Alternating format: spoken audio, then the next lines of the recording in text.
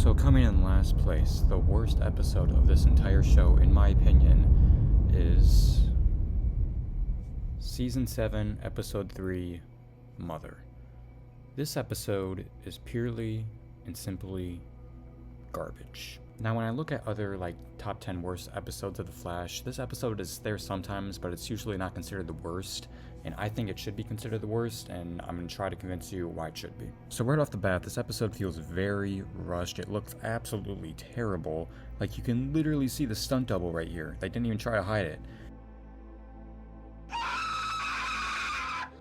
But I can understand it was COVID, times were tough, it was hard to film stuff, and I guess that the fact that they even got the episode made, it's a positive on its own, and I can find myself to forgive these terrible effects because times were tough, I get it, but what I can't forgive is this.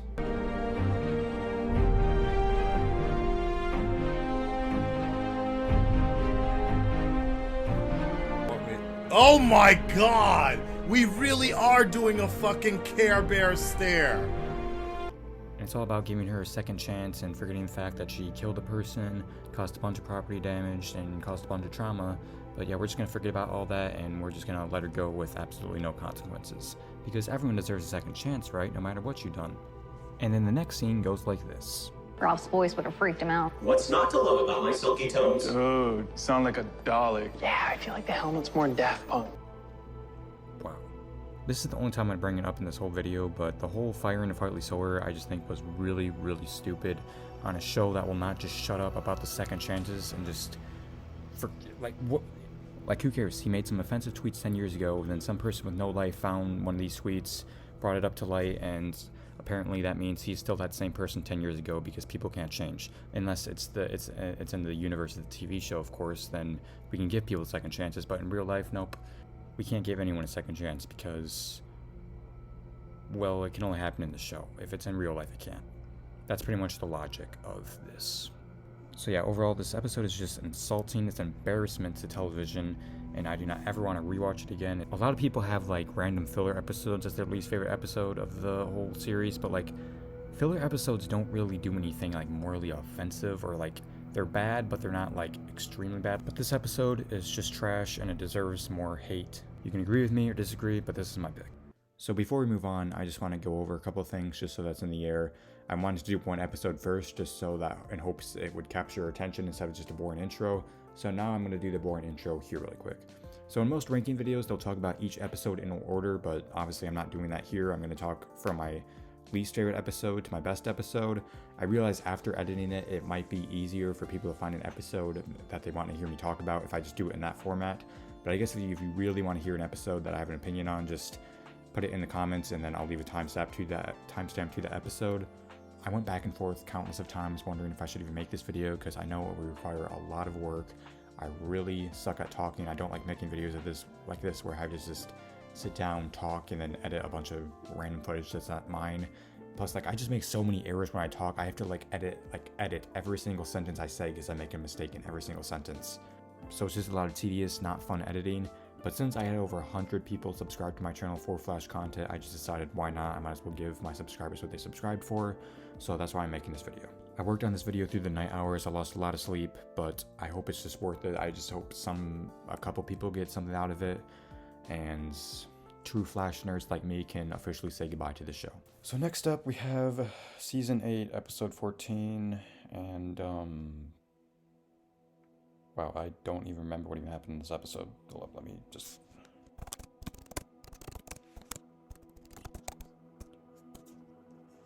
Okay, so Okay, I remember what this episode was. It's a terrible episode. It's all coming back to me now. So yeah, as you can already tell, it's a very forgettable episode, and it focuses on the most annoying character in the whole show, in my opinion, Killer Frost. Killer Frost kind of reminds me of this one time. It was my freshman year of high school, and I was sitting in class, and there's these two, kind of wannabe, gangster kids. They just thought they were so cool. It was a girl and one guy, and they were kind of just going back and forth, kind of arguing with each other, and then one of them stood up, and then the other one stood up, and everyone thought they were going to fight, but they never actually fought each other. They kind of just took one step forward and then took one step back and acted like they were going to throw a punch, but none of them had the balls to do that. And it was very cringy to watch, and it kind of reminds me of Killer Frost because Killer Frost was never really a good villain. She kind of just hung out with Savitar, who did most of the work. She kind of just was there. She never really had the guts to kill anyone, and so she kind of just did nothing. And then when they tried to make her own character in season 6, it just came off as something to fill the runtime up. So I've never really been a fan of this character, and when she died, I could have not really have given much of anything. And for some reason, in the promos to this episode, they built up this like Blockbuster character. That's his name, Blockbuster. And he's literally only in one scene, and then we never hear from him again. Like, I don't know why they like made this super huge costume thing for one scene, but yeah. The whole episode is just kind of a slob fest, and people watch this show for different reasons, right? I mean, some people like, like the chemistry between the characters. Some people like just watch it for like the comic book stuff. I watch this show mostly I really like villains. I really like the villains of the week. I'm probably the only person to say that. So if this would have just been a villain of the week episode, I would have been fine with that. But they just threw Blockbuster to the side and made it all this huge slop fest. So for me, it's just a forgettable episode for a character that I don't really care about, and it's just bad. Next up, we have Season 7, Episode 4, Central City Strong. Now, before I get into this review, I want you to think about drowning. Think about how terrifying drowning is. Like, imagine you're in a box, and then it just starts filling with water. There's nothing you can do. You can just bang on the glass, but deep down you know your fate. You're just going to drown. Then think about that the person that did this to you will then receive a second chance and face no consequences for their actions. Think about that. Because that's pretty much what happens in this episode. They brought back an amazing villain, Abracadabra, who was amazing in Season 3, Episode 18. And they just completely ruined him here, turning him into like some sad, pathetic guy who's sad about his family and he wants revenge. Like in Season 3, he was just so mysterious and he was just so evil. And there's no like epic battle. The Flash isn't using his powers in any creative way. He just gives him a pep talk, and then that's what defeats Abracadabra. Because that's what we all want to see.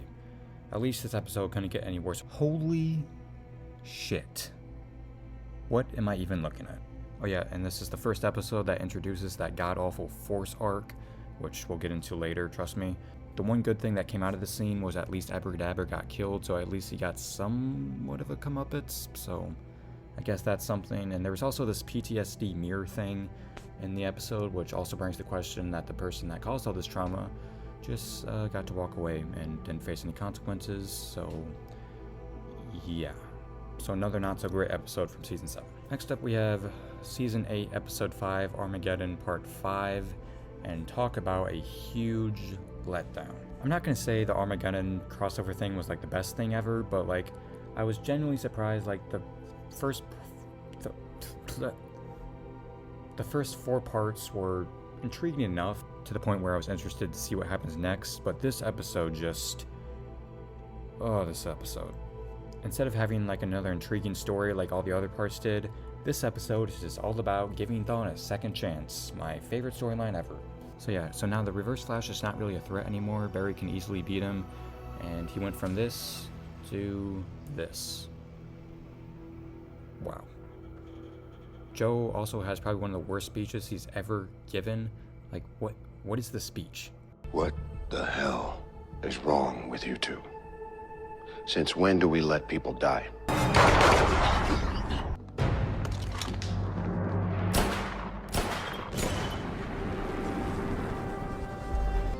I will hunt you down. I will find you and I will kill you.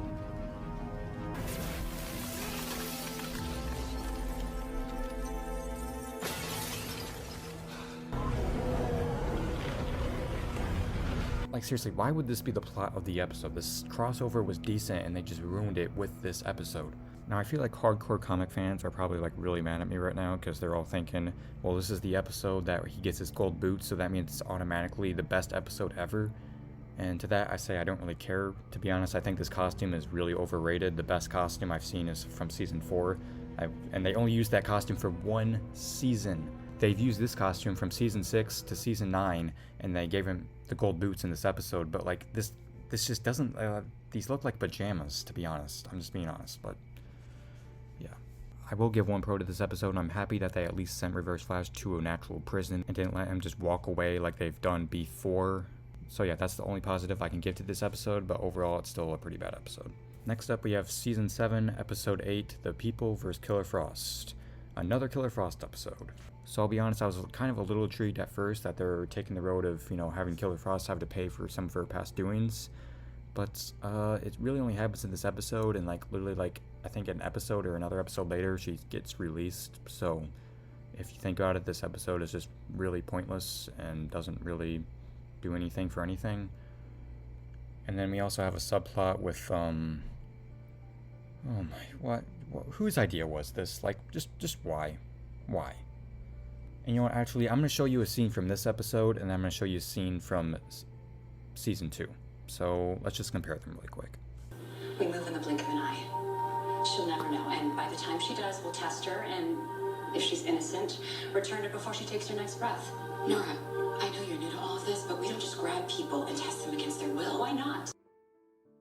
Why do you need to do that?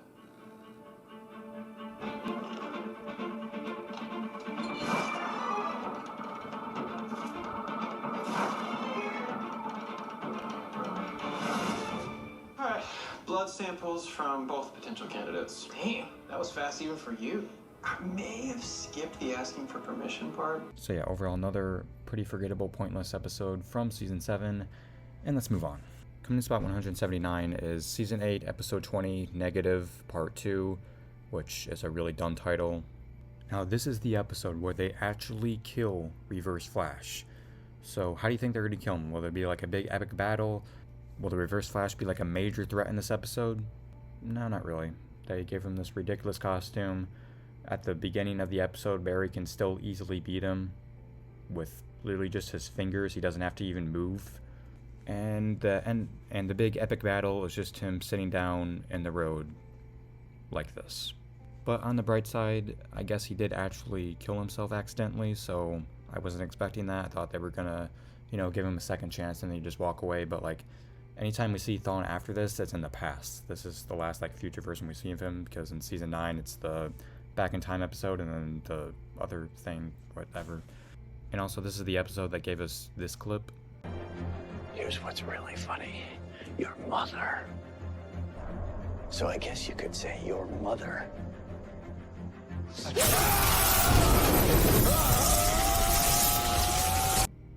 So yeah, I guess at least that's something. Next up, we have Season 9, Episode 7, Wildest Dreams. And speaking of dreams, Jill Blaine literally has a wet dream in this episode. This is one of the last episodes of the whole show, and we have someone have a wet dream. But yeah, overall, this is just another forgettable episode from Season 9. Where do I start? The bar scene from this episode was so cringy. It wasn't as cringy as Season 7, Episode 3, but this is definitely in the top 5 of the most cringiest scenes in the whole show. I just can barely watch it. And after I really think about Season 9, why is this the plot? This is one of the last episodes of the whole show. It should be building up to something big, and this is just a filler episode. If I have to give a positive about this episode, the Dreamer design was, I guess, kind of unique. And I guess I do kind of like the dream world type aspect to it, but I feel like at this point in the show, this season should have been focused on something different. Overall, definitely would not recommend this episode. Next up, we have Season 7, Episode 14, Rayo de Luz. And this is the episode that everyone hates. Everyone thinks this is the worst episode of The Flash. And to be honest, it's just meh for me. Because there's nothing in this episode that's really doing anything extremely bad, and there's nothing in this episode that's doing anything extremely good. It's just pretty forgettable, and it has nothing to do with The Flash, so I can see why people would really hate this episode. And I'm not really a fan of Esperanza, because I just think she escapes prison way too many times. They never really explain how she escapes prison. She just goes to prison. Well, now she's magically back out of prison, and I just think she's it's pretty lazy writing. And I think if they would have had a better villain with a better story, I could have gotten past the fact that there's no Flash in this episode. But the story's pretty weak, so that's why I have it all the way down here. But for positives, I guess it's kind of cool to see Daniel Panabaker directing an episode. It's always kind of cool when you have the cast direct an episode. And I will admit, I think the effects look pretty decent in this episode, so those are the positives. But yeah, but to be honest, I think this episode gets a little too much hate, and more hate should go towards Season 7, Episode 3, because that episode is terrible. Okay, so next up we have Season 9, Episode 6, The Good, the Bad, and the Lucky, another Flashless episode. This episode is also another very hated, extremely hated episode, and I can understand why. I mean, the show is called The Flash, and the fact that The Flash is barely even in this episode, I can see why people would hate it. But for me, I mean, don't get me wrong, it's a terrible episode, but like, it's one of those episodes that I just think it's so bad it's good. I can watch this episode and just have a good time of like just making fun of it. One thing that does make me a little mad, not just from this episode, but like the series as a whole, like everything after season 6, the whole like Earth Prime, I just feel like the writers can just blame everything on Earth Prime and get out of lazy writing situations. Like, there's no reason this character should be alive right now, and if she is, that means everything in season 4 like played out completely different. And if you think about it, everything in season 1 and season 6 never really even happened, so that does really piss me off, because a lot of the stuff that happened in those seasons were all pretty good, and the fact that it all just kind of got erased kind of means like we're not even really watching the same show. So technically we're kind of watching a completely different show if you think about it. And that's always kind of bothered me with the whole Crisis of Infinite Earth stuff, everything after season 6. But yeah, there's nothing I can really do about that, so anyways, let's just move on. Actually, why don't you both follow me to the buffet table? I hear the shrimp's to die for. Wow, what a threat. I also completely forgot to talk about the subplot with Keon and Mark, two characters that I could care less about. That's probably why I forgot about it, but Keon I don't even see as an actual character, I just see as a plot device, so if the writers ever write themselves into a hole, they just give Keon a new random power. And then Mark or Chillblaine I never really cared about, because I just thought that was such a weird addition to the team. He literally killed a person, but he's still on the team, and everyone just acts like he never did that. And Keon, I don't think, she's not as bad as Killer Frost, but she is definitely more forgettable. So closing off the bottom 10, we have Season 4, Episode 21, Harry and the Harrisons. I'm pretty happy that I can talk about a season that's not Season 7 or Season 8. But for a long time, this was my least favorite Flash episode until, well, Season 7 and Season 8 and Season 9 rolled around. And it gave me a whole new batch of hated episodes. But this episode still has not escaped the bottom 10. Because it's a really pointless episode, and especially it's so late in the season, everything, like the stakes should be really high, and this is just kind of like a filler, boring episode. Because like the main plot of it is they need to like make this ball so they can destroy one of the satellites, but that ball doesn't even work in the next episode, so that's pretty pointless. And then at the end of the episode, they talk about like how Iris's article is making it so now everyone knows who DeVoe is, so that now DeVoe can't hide from them, but he can literally shapeshift his body and become any person that he wants, so he can pretty easily hide from them. And also it has the thing I hate with the villain just getting away. Aminette just walks away at the end of the episode. But I will admit this effect does look pretty cool, so I'll give it that. The Council of Wells don't really do anything for me. I just see that as just more filler stuff. And I can't find any clips to really show what I'm talking about here, but there's this one scene in this episode where Aminette is just walking by the pipeline. And if you know Star Labs well enough, you know that the hallway just ends with a hall. So she's kind of just walking into nothing. So I feel like that's a pretty lazy way to set up the whole conversation, and that's like a really extreme nitpick, and only like an extreme Flash nerd would know that, but I just wanted to point that out. So yeah, overall, a pretty forgettable, pointless episode, but the good news is it's not my least favorite episode of all time now, thanks to Season 7, Season 8, and Season 9. Coming in spot 174, we have Season 6, Episode 11, Love is a Battlefield, and originally I had this episode a little lower, but I decided to bump it up a couple spots just because I find that this episode is just one of those episodes that it's just so bad it's good. It's just so dumb and it's so cringy, but at the same time it's what makes this episode stands out from just a regular bad episode. Now, is this what a Flash episode should be? No.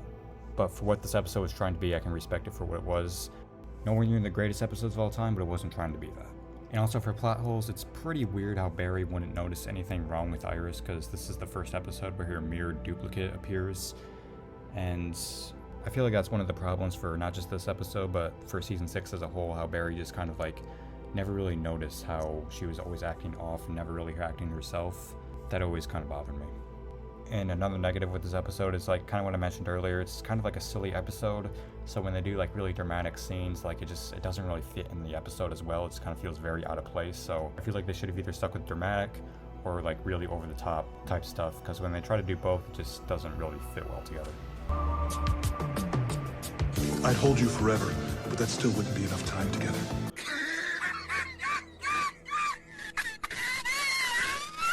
Next up we have Season 7, Episode 10, Family Matters Part 1. And this episode it's forgettable, it's embarrassing, it's meh. Like, just look at this fight scene. I'll admit the location looks kind of cool, but overall, like, they're just standing there. And then to make things even worse, the way the forces call Barry and Iris mom and dad is just really, like, kind of just uncomfortable. This is why some people shouldn't have children. You are such an ass. I'm direct, sis. There's a difference. Look, the point is... Like, these people are grown adults calling these two random people they've never met before mom and dad, and sis and brother, and it's just why? And then the big, like, epic, really not even that epic, but reveal at the end with the forces and thinking that Iris died or whatever. Like, honestly, who cares? This storyline was just a complete mess, and I don't really want to spend any more time on this episode. It's meh, it's forgettable, whatever, let's move on. Next up, we have Season 4, Episode 5, Girls' Night Out. And let's see, will this review come off more racist or more sexist? Well, I'm a white male, so it'll probably come off as both by default. Yeah, I'm not going to sit here and whine about how it was a female-led episode or whatever, but I will whine about how Amunet was an actual character they created and they brought back multiple times. She was not good in this episode. She's really not good in any episode she's in. I don't really mind the actress, but I just really do not like her character. And Killer Frost, like I mentioned, not really one of my favorite characters, and this episode kind of centers around her a little bit. The drunk Barry stuff, I mean, that was of course great. And I like the fear of, like, Joe had in this episode. The fear of, like, him worried about being a dad. I mean, I'm not a dad, but I just thought it was very human and just very relatable, and I liked how they put that in the episode.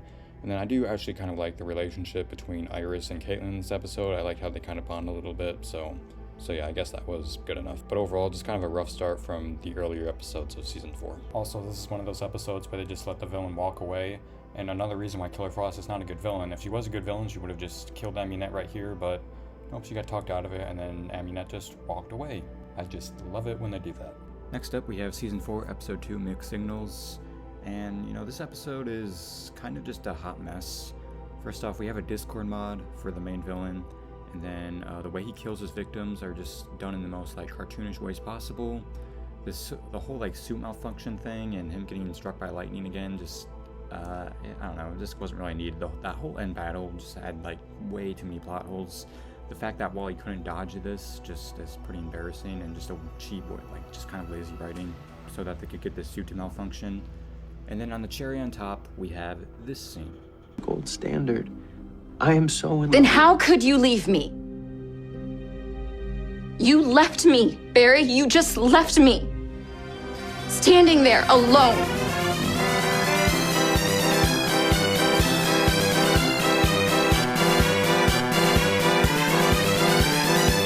Yeah, I have no idea where Iris was even coming from, and this whole argument is just really dumb and just, I feel like something to fill the runtime up.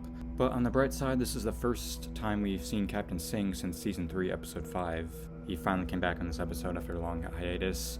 And yeah, there are a lot of problems. I haven't really listed a lot of good things, but you're probably getting sick of me saying this, but, like, it's just so bad. It's honestly good. It's entertaining. I'd rather watch this episode than any of the episodes I've already talked about, just because it's so ridiculous and just fun to make fun of. So yeah, that's why it comes in this spot. Next up, we have Season 7, Episode 9, Timeless. So in this episode, we could have easily wrapped up the Force storyline, but since Barry didn't want to destroy the Forces, we had to go on with it. Could have easily just taken them all out in this episode, but nope, he didn't. So again, kind of just another pointless episode because it doesn't really accomplish anything. And we also had to time travel back to Episode 3, which, if you already forgot, is my least favorite episode of the entire show. And just the fact that it reminded me of that episode, I had to bump it down a couple spots. But for positives, this shot, I will admit, looks really, really cool. So I guess that's something. And I guess it's kind of cool to see Timeless Wells, even though it doesn't really make any sense. And it just, in the earlier seasons, still had, like, impossible stuff, but, like, it was still kind of grounded to reality. But, like, at this point, like, it's just... everything just happens because it happens now, so there's really no, like, grounded to anything. It's just stuff happening. So yeah, overall, that was that episode. Nothing really too special. Let's move on. Coming in spot 169, we got Season 8, Episode 17, Keep It Dark.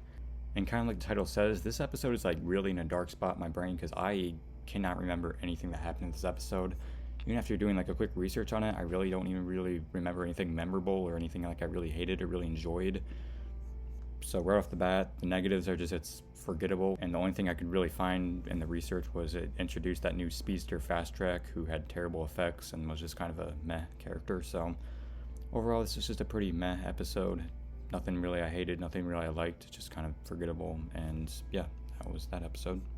Next up, we have Season 8, Episode 16, The Curious Case of Bartholomew Allen. Yeah, this episode just kind of feels a little out of place. It's not really that forgettable per se, but it just, I don't know, it just feels kind of like just a weird random episode and kind of just a mess season. But for positives, the effects I think are pretty good, and I like that gag of him running to the Great Wall. But I kind of wish that they would have dived more into like Barry getting old and like the side effects of that, but they just did it in this episode, so I guess that's fine. But overall, not a terrible episode, not a great episode, just another run-of-the-mill mediocre episode. Next up, we have Season 7, Episode 7, Growing Pains. And I can tell you my throat's growing some pain because I've been talking for way too long. Anyways, this is the episode that introduces us to the best character of all time, Chillblaine, and I'll talk about him for a second. I think the actor actually does a pretty good job. It's just a shame that the script and the writing is just really bad and just makes his character terrible. Like, I feel like if the story was better, he'd be a much better character because he is a good actor, and I could see him as like a really good villain. Like, I could see him as like a weather wizard type person. And I really don't like how the Speed Force was just following Barry around in this episode because it just feels really weird, and it's just introducing the plot hole of what if someone like sees this. It just kind of irritated me, and the fight between Killer Frost and Chillblaine was just alright, I guess. Speaking of Killer Frost, I do like how she turned herself in at the end of the episode, even though, like I mentioned earlier, it doesn't really lead to anything. It just leads to a pretty boring episode, and then she gets released like 1 or 2 episodes later, so kind of pointless. But if we're just focusing on this episode, I like the fact how she turned herself in. And then I also like how Barry was kind of getting back into like CSI work, because we haven't really seen him like go to a crime scene in a while, so that was kind of cool to see. Even though he was investigating the death of a person that Chillblaine killed, and then they just forgot about that death, but who cares? It was still cool to see that. Next up, we have Season 8, Episode 7, Lockdown. And yeah, this is just kind of another meh filler episode. The other side plots I didn't really care for, but I guess Goldface was at least pretty entertaining this episode, and it kind of dives more into the character of Kramer, and we get to see like Barry and Kramer bond more. But this episode could have been a lot better, because the idea of the police station being on lockdown, they could have made that like really suspenseful, and Barry and Kramer like seeking around the place, they could have like made that really suspenseful and tense, but they decided to go for more of like a lighthearted tone, which is fine, but it just kind of doesn't make the episode stand out as much as it would have, but oh well. Next up, we have Season 4, Episode 17, Null and Annoyed, and this episode does really annoy me, because there's this one scene in this episode where Null like makes this car like fall from the air, and this was her way of like escaping, but Barry could have easily just gone into flash time, run up the building, grab the guy from the car, and then come back to Null and rush her to the pipeline in under like 5 seconds. But instead, Barry just gets the guy from the car, and then she just disappears. So yeah, not really the best writing in this episode. Null was just kind of a meh, forgettable villain. But Ralph I thought was pretty funny in this episode, and the Kevin Smith cameo was kind of out of place, but I guess it was cool to see. And then the Cisco and Breacher storyline not being incredible, but it was memorable enough for me to remember it, so I guess I can make it a positive. Okay, so before I go any further, I need to let you all know something. So for like the middle portion of this video, I'm gonna try to spend like 30 seconds max on each episode, because I still have over 100 episodes I have to talk about, and I don't want this video to be over 3 hours long.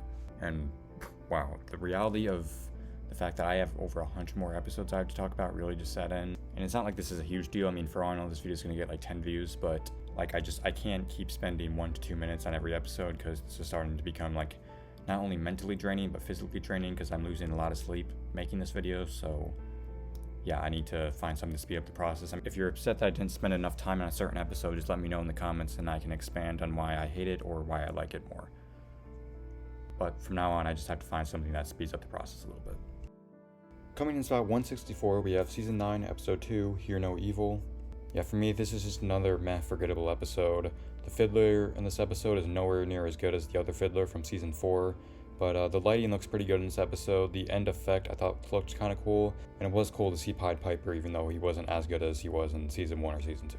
And let's go, that was a review under 20 seconds long. It was short, simple, and right to the point. If I keep going like this, I'll be done in no time. Next up, we have Season 9, Episode 11, A New World, Part 2.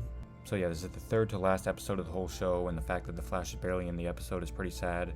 But for positives, I will admit that the twist of Chillblaine being controlled by Cobalt Blue I thought was decent enough, and the disintegration effect I thought actually looked pretty good. And I liked stuff they did with Iris in the episode, of her being a little nervous how Barry might be how Barry might be gone for good this time, so I thought that worked decent. But overall, this episode still is kind of disappointing. Next up, we have Season 5, Episode 20, Gone Rogue. So besides Ragdoll, the villains in this episode are really not good. Nora going all emo and trying to fit in with the cool kids was just embarrassing to watch. And Ragdoll, while being a good villain, was just kind of wasted in this episode. Like, he gets knocked out like this. Are you serious? But I like the side quest with Ralph and Caitlin, and the emo Nora storyline gets wrapped up in this episode, so I'm happy about that. But overall, I feel like I'm being pretty generous with this episode. It probably should be lower, but oh well. Next up, we have Season 4, Episode 20, Therefore She Is. So for me, I feel like this episode was trying to be like a huge, big, epic battle episode, but overall, it came off as pretty just a forgettable episode. The Cisco and Gypsy relationship drama I didn't really care for, and the end battle was just kind of meh. But I do like how we got some more characterization with Marlise and the flashbacks and stuff, and I like that little gag of DeVoe sending Flash to the North Pole. I thought that was pretty cool. Next up, we have Season 5, Episode 4, Newsflash. And Nora is such a little brat in this episode. I mean, I get what they're going for, but she's a fully grown adult. She's older than both Barry and Iris, so the fact that she's whining like a little kid is just really just embarrassing and cringy. The villain in this episode, I did not care for her at all, but I thought the power she had was pretty good, and I liked how in the beginning of the episode they gave us a different perspective of what happened on the night of the Enlightenment, so I thought that was kind of cool. And the final battle I thought was interesting, and not really on this episode, but the casting of Nora is really good because I like how she almost looks like a mix of both Candice Patton and Grant Gustin, so the casting's pretty good, but the writing for the character could be a lot better. Next up, we have Season 8, Episode 10, Reckless. Killer Frost is also just kind of another annoying little brat in this episode, because she's also kind of very reckless in this episode. Who would have guessed? I mean, it's not like that's the title. I didn't really care for the Iris storyline. The Iris storyline in this episode of her trying to help the daughter or whatever was fine, but I didn't really care for it too much. And I honestly like the Black Flame version of Deathstorm more than the actual, like, physical version of him. I feel like they should have just kept it as Black Flame type thing, but that's just me. Next up, we have Season 4, Episode 16, Run, Iris, Run. And this is another episode where people think it's like one of the worst episodes of the whole show. It's really not that bad. I like how Iris finally gets out of Star Labs and actually does something besides just gives orders. The visuals in this episode I think are pretty good, especially like in the battle with the water tornado or fire tornado and the water wave. I thought that all looked really good. The villain in this episode was so over the top and so cringy, but he was memorable that way. And if you would have told me they brought him back in like a later season and made him one of the main characters, I would have not believed you, but they actually did that, so that's something. But for negatives, they should have done more with this Matthew character, who was the Point Break or meta and Butters meta in this episode, but they didn't really do anything with that. Like, he appeared in this episode, he didn't appear in the next episode, and then he appeared in the final, in episode 18, but he was just a dead body, so they didn't really do anything with his character. So that's really my only negative, but yeah, let's move on. Next up, we have Season 6, Episode 2, A Flash of Lightning, and I didn't really like the whole, like, Esperanza storyline in this episode. It just kind of absolutely came out of nowhere, and the end battle was just, I don't know, it was just fine, wasn't the best. But I do like Barry going all like Doctor Strange and seeing what happens in Crisis. That was pretty cool. And I like how he got to visit Jay Garrick and see another version of his mother. And then this is the first episode where we get introduced to Allegra, and her character isn't like great or anything. She has her ups and downs, but this was a decent start for her. Next up, we have Season 4, Episode 19, Furry Rogues, and I like to see Captain Cold in this episode. That was really cool. And getting him to work with the Flash, and this suit looks so good. I just can't get over how good the Season 4 suit looks. I like that one scene with DeVoe versus the Flash and Captain Cold. I thought that was a pretty cool scene. The location looked pretty cool, and I liked how Flash was still trying to get over Ralph's death. But it was kind of ruined with the introduction of Siren X. I feel like she was kind of unnecessary in this episode, and it should have been more focused on DeVoe. But whatever, there's really nothing I can do about that. But it does kind of bring the episode down for me a little bit. Next up, we have Season 5, Episode 10, Flash and Furious. I like how they made Weather Witch an actual like character, not just a generic bad person. That was kind of cool, but like in like a couple episodes later, she just goes back to being a generic villain. So that whole thing was kind of pointless. But for this episode, it's good, and I like the 24-hour challenge Barry does in the pipeline. That was kind of a new touch because he like couldn't stop phasing, so I thought that was kind of clever. But the main villain in this episode, Rhea or whatever, could have been a little better, and Nora was also kind of pretty annoying in this episode, but overall, I like the 24-hour challenge, so that's why I had this episode where it is. Next up, we have Season 8, Episode 13, Death Falls. I'm going to spend a little longer on this episode just because there's more I want to touch on. So this is the episode where Killer Frost actually dies, and that's a positive on its own, but I want to show you something. So like, they're making it a huge deal that she died, and they're trying to make everyone feel sad, but just look how the way they filmed it here in season 8, and then we'll compare it to how Caitlin died in season 3. Let's just compare the two scenes. Okay, you ready? Clear. Clear. Chart and go. Keep going. Come on, Caitlin, come on. Just keep going. Dad, take this. Here we go, she's coming back. She's coming back. Yes, she is.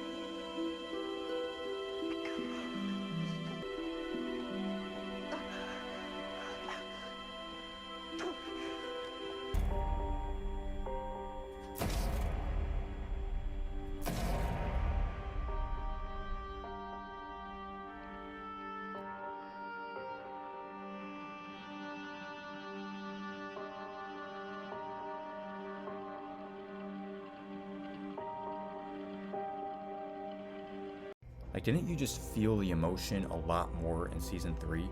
That's something that I just feel like the later seasons lack a lot in. I haven't felt any real emotions since like the first half of season 6. Everything after that kind of just falls flat. And Deathstorm, I just feel like is overall just kind of forgettable big bad.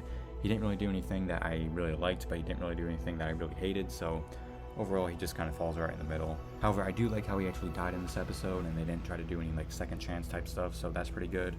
And I do like the locations that were in this episode. They look kind of good, but other than that, this episode just lacks a lot of emotion. Next up, we have season 9, episode 12, A New World, part 3. And this is the second to last episode of The Flash, and it's just mediocre. The fact that this episode centers most around Cecile is just, like, why? But at least The Flash is in this episode a little more than he was in the previous episode. And I kind of like the stuff they did with Eddie. The daughter stuff was kind of weird, but his storyline was interesting enough that it kept me intrigued a little bit, I guess. But the best thing about this episode is the tease that they're going to bring all the like big bads back, and it happens at the end of the episode. So really, there's nothing in this episode that's too good, but whatever, it's fine. Next up, we have season 6, episode 10, Marathon. And I mentioned this before, but I'm not a huge fan of how like Crisis changed the whole like timeline, and like now how everything's different, and it never played out the way it did, so that will always bother me, and I can't really see any positives about that. But I actually really like the stuff they did with Iris in this episode, her trying to figure out what Black Hole is and her trying to keep her sources in the dark. I thought all that was pretty good. The soundtrack for Black Hole I thought was also pretty good, and Dr. Light was nowhere near as good as her season 2 version, but she was decent enough in this episode, so yeah. Next up, we have season 4, episode 14, subject 9, and we get introduced to the first version of the Fiddler in this episode, which they try to do a whole roller coaster of emotions with this character, but I think it kind of pays off, but not really, because they try to make you feel bad when she dies at the end of the episode, but we just got introduced to her, so we don't really have a huge attachment to this character. But I think Ralph was pretty good in this episode, and this is definitely one of his best performances by Hartley Sawyer. So I thought that stuff was pretty good, but I cannot see the Thinker or DeVoe in Becky's body. Like, no offense to the actress, but like, I cannot see DeVoe's words coming out of her mouth. DeVoe even said in the episode that this body was having a hard time holding all the powers in it, so like, why did he even choose that body to go into? But it's not a huge deal, but I just still will never see DeVoe in her body. Don't take that out of context. Next up, we have season 6, episode 16, So Long and Good Night. Well, in that case, I'm gonna go to bed. But for real, I actually kind of like Joseph Carver in this episode. I feel like he's kind of an underrated character. I like his talk with Joe and his talk with Eva in this episode. I feel like Ragdoll was also pretty good in this episode, a lot better than he was in season 5, episode 20.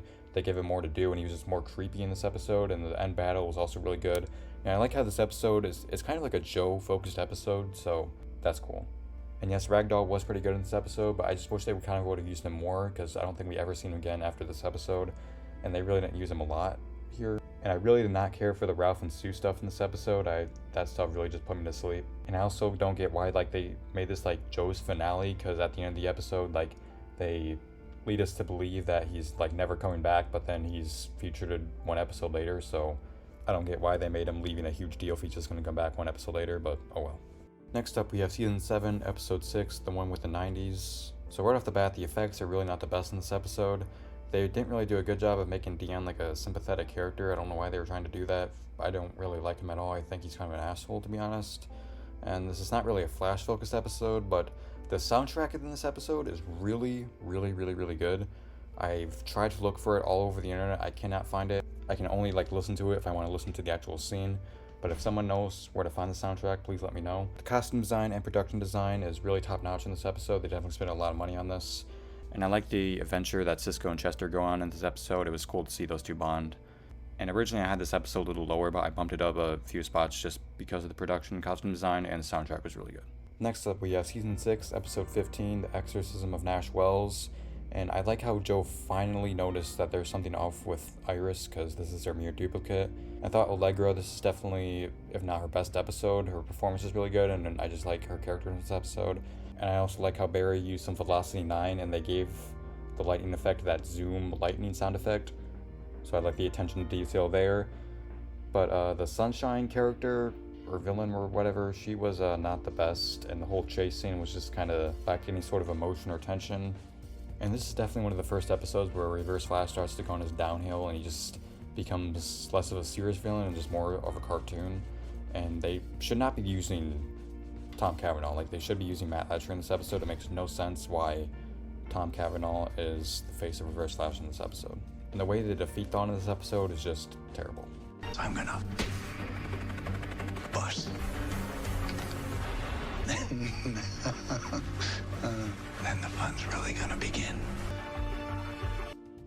Next up, we have Season 3, Episode 5, Monster, and the fact that a high school kid was managed to pull off this whole monster stunt with this whole extremely believable hologram and extremely believable sound design is possibly one of the most unbelievable things that ever happened on this whole show.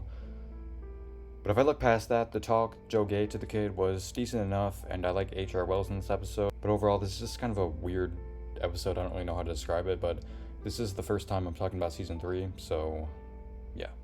Speaking of Season 3, we have another Season 3 episode, Season 3, Episode 3. I can't really tell if this is a positive or a negative, but Wally is just kind of out of control in this episode. He almost commits suicide at one point. But it does make sense. I like how they kind of made him a little jealous of Jesse getting powers, but he never got any powers. And this is one of the first times we're seeing Barry be a teacher, because he was trying to teach Jesse how to use her powers and everything. And I didn't really know her at the time, but Joey King is in this episode, she's in this episode, but never makes an appearance ever again. And I didn't really care for her character, but I feel like this is one of the first time a pep talk actually works and a fight isn't really necessary, because she is a broken character and she didn't kill anyone. She was just trying to get some revenge, which she kind of deserves. But I do think overall a pep talk does work here. Next up, we have Season 3, Episode 10, Borrowing Problems from the Future. And I do really like the relationship between Cisco and HR in this episode. I like how Cisco kind of just is an asshole to HR, but then makes up for it at the end of the episode, surprising him with the museum. That was really cool to watch. And the scene where Barry tells Iris about her fate of her dying, I thought was really well acted between Katniss Patton and Grant Gustin. But for negatives, Plunder is just should not be a Flash villain. He should be more of an Arrow villain. But the fact that he's even a villain, he just rides motorcycles and shoots guns, Flash should easily be able to beat him, no problem. But it is kind of interesting though, if you think about it, because there is a point in this episode where Barry thinks he should just let the villain go away because it might change the future. So that stuff is kind of interesting, but overall, him as a villain just makes absolutely no sense. Coming in hot 144, we have Season 7, Episode 13, Masquerade. And yet again, we have another very hated episode, which this episode I really cannot explain why it's so hated. I don't think it's really that bad. Chester and Cecile are two characters that I've never cared that much for, but I feel like this is one of their best episodes. The cinematography and the production design in this episode, I think, is what really makes this episode stand out. I like how they brought back the thinker chair, and then for some reason, I just really like this scene. And for negatives, the only big thing I have is that I just don't really like the mask, but overall, I really don't get why this is such a hated episode. I won't put it any higher because I just think all the episodes above this are a little bit better, but overall, I think this episode gets a little bit too much hate.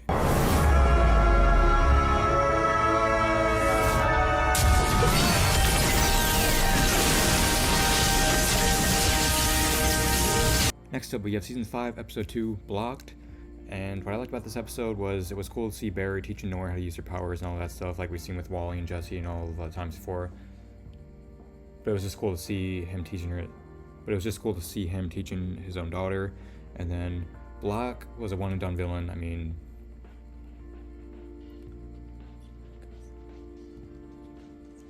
And Block was good enough for what we got from her. I mean, she's a one-and-done villain, so we saw her in this episode and we didn't see her in any other episodes after this or before, so for the screen time she had, she was fine. And I think the opening to this episode is pretty good with Cicada versus Gridlock. I thought all that stuff was pretty interesting. But for bad, I just feel like they introduced Cicada way too early. I feel like they should have waited a couple more episodes before they introduced him, because they pretty much figure out how to beat him like a couple episodes later, so the threatening factor of him gets lost pretty quickly, but it doesn't really apply to this episode too much. Next up, we have Season 3, Episode 4, New Rogues, and I literally just talked about this, but it was cool to see in this episode Barry teaching Jesse Quick how to use their speed and all that stuff. Seeing Barry become a teacher, that stuff was pretty cool, and also seeing Barry stuck in Mirror, who knew that would become like a huge plot point in later seasons, but it's just funny to watch it now. And then a very grounded human aspect I liked in this episode was Barry being like kind of uncomfortable to make out with Iris right in front of Joe, which I don't blame him. That'd be really, really awkward. So that was kind of fun to watch throughout the episode. And Mirror Monster and Top they're not great villains. They're kind of just meh for me. And then the end battle was pretty weak. Like, it's definitely one of the weaker end finales. Next up, we have Season 5, Episode 7, O Come All Ye Thankful.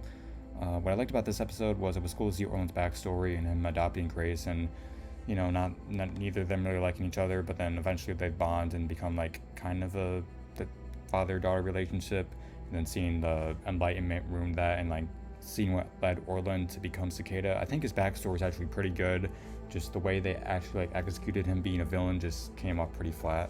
And then it was really cool to see Weather Wizard back in this episode. We haven't seen him since Season 2. But unfortunately, they kind of ruined it with making his daughter the big bad in this episode, and then he's kind of just pushed to the side. But I will admit, it was cool to see him get smashed by this Jeep. It came out of absolutely nowhere, and it caught me off guard, so that was cool to see. But overall, I still would have wished they used him more in the episode, because I like him as an actor, and I would have preferred to see him more. In the end battle, it was just kind of meh. It was okay, but kind of brings this episode down a lot of spots for me. Next up, we have Season 9, Episode 5, The Mask of the Red Death, Part 2. And overall, the Red Death was just a pretty disappointing arc. It was embarrassing. The Red Death herself was, when they first introduced her, when they kept the Red Death in the shadows, it looked pretty good. But like, when she unmasked and we found out what her plan was, it all just kind of became really cringy and just meh. But the CGI in this episode did look pretty good, especially the fight between the Flash and the Red Death. That was probably some of the best CGI from this season.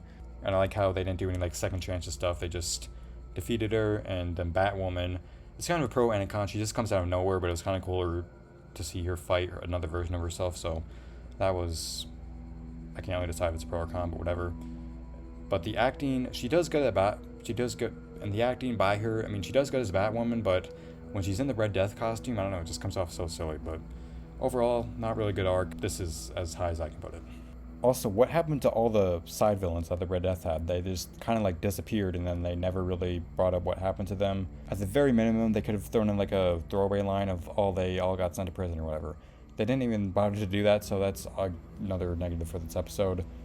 Next up, we have Season 5, Episode 6, The Icicle Cometh. And I actually think Icicle is actually kind of an underrated villain. He's just over the top where it's good enough and it's not cringy.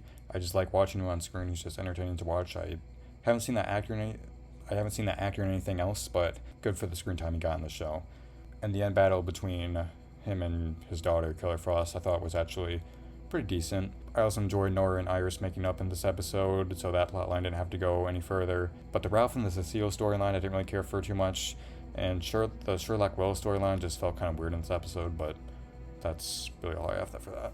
Next up, we have Season 9, Episode 1, Wednesday Ever After.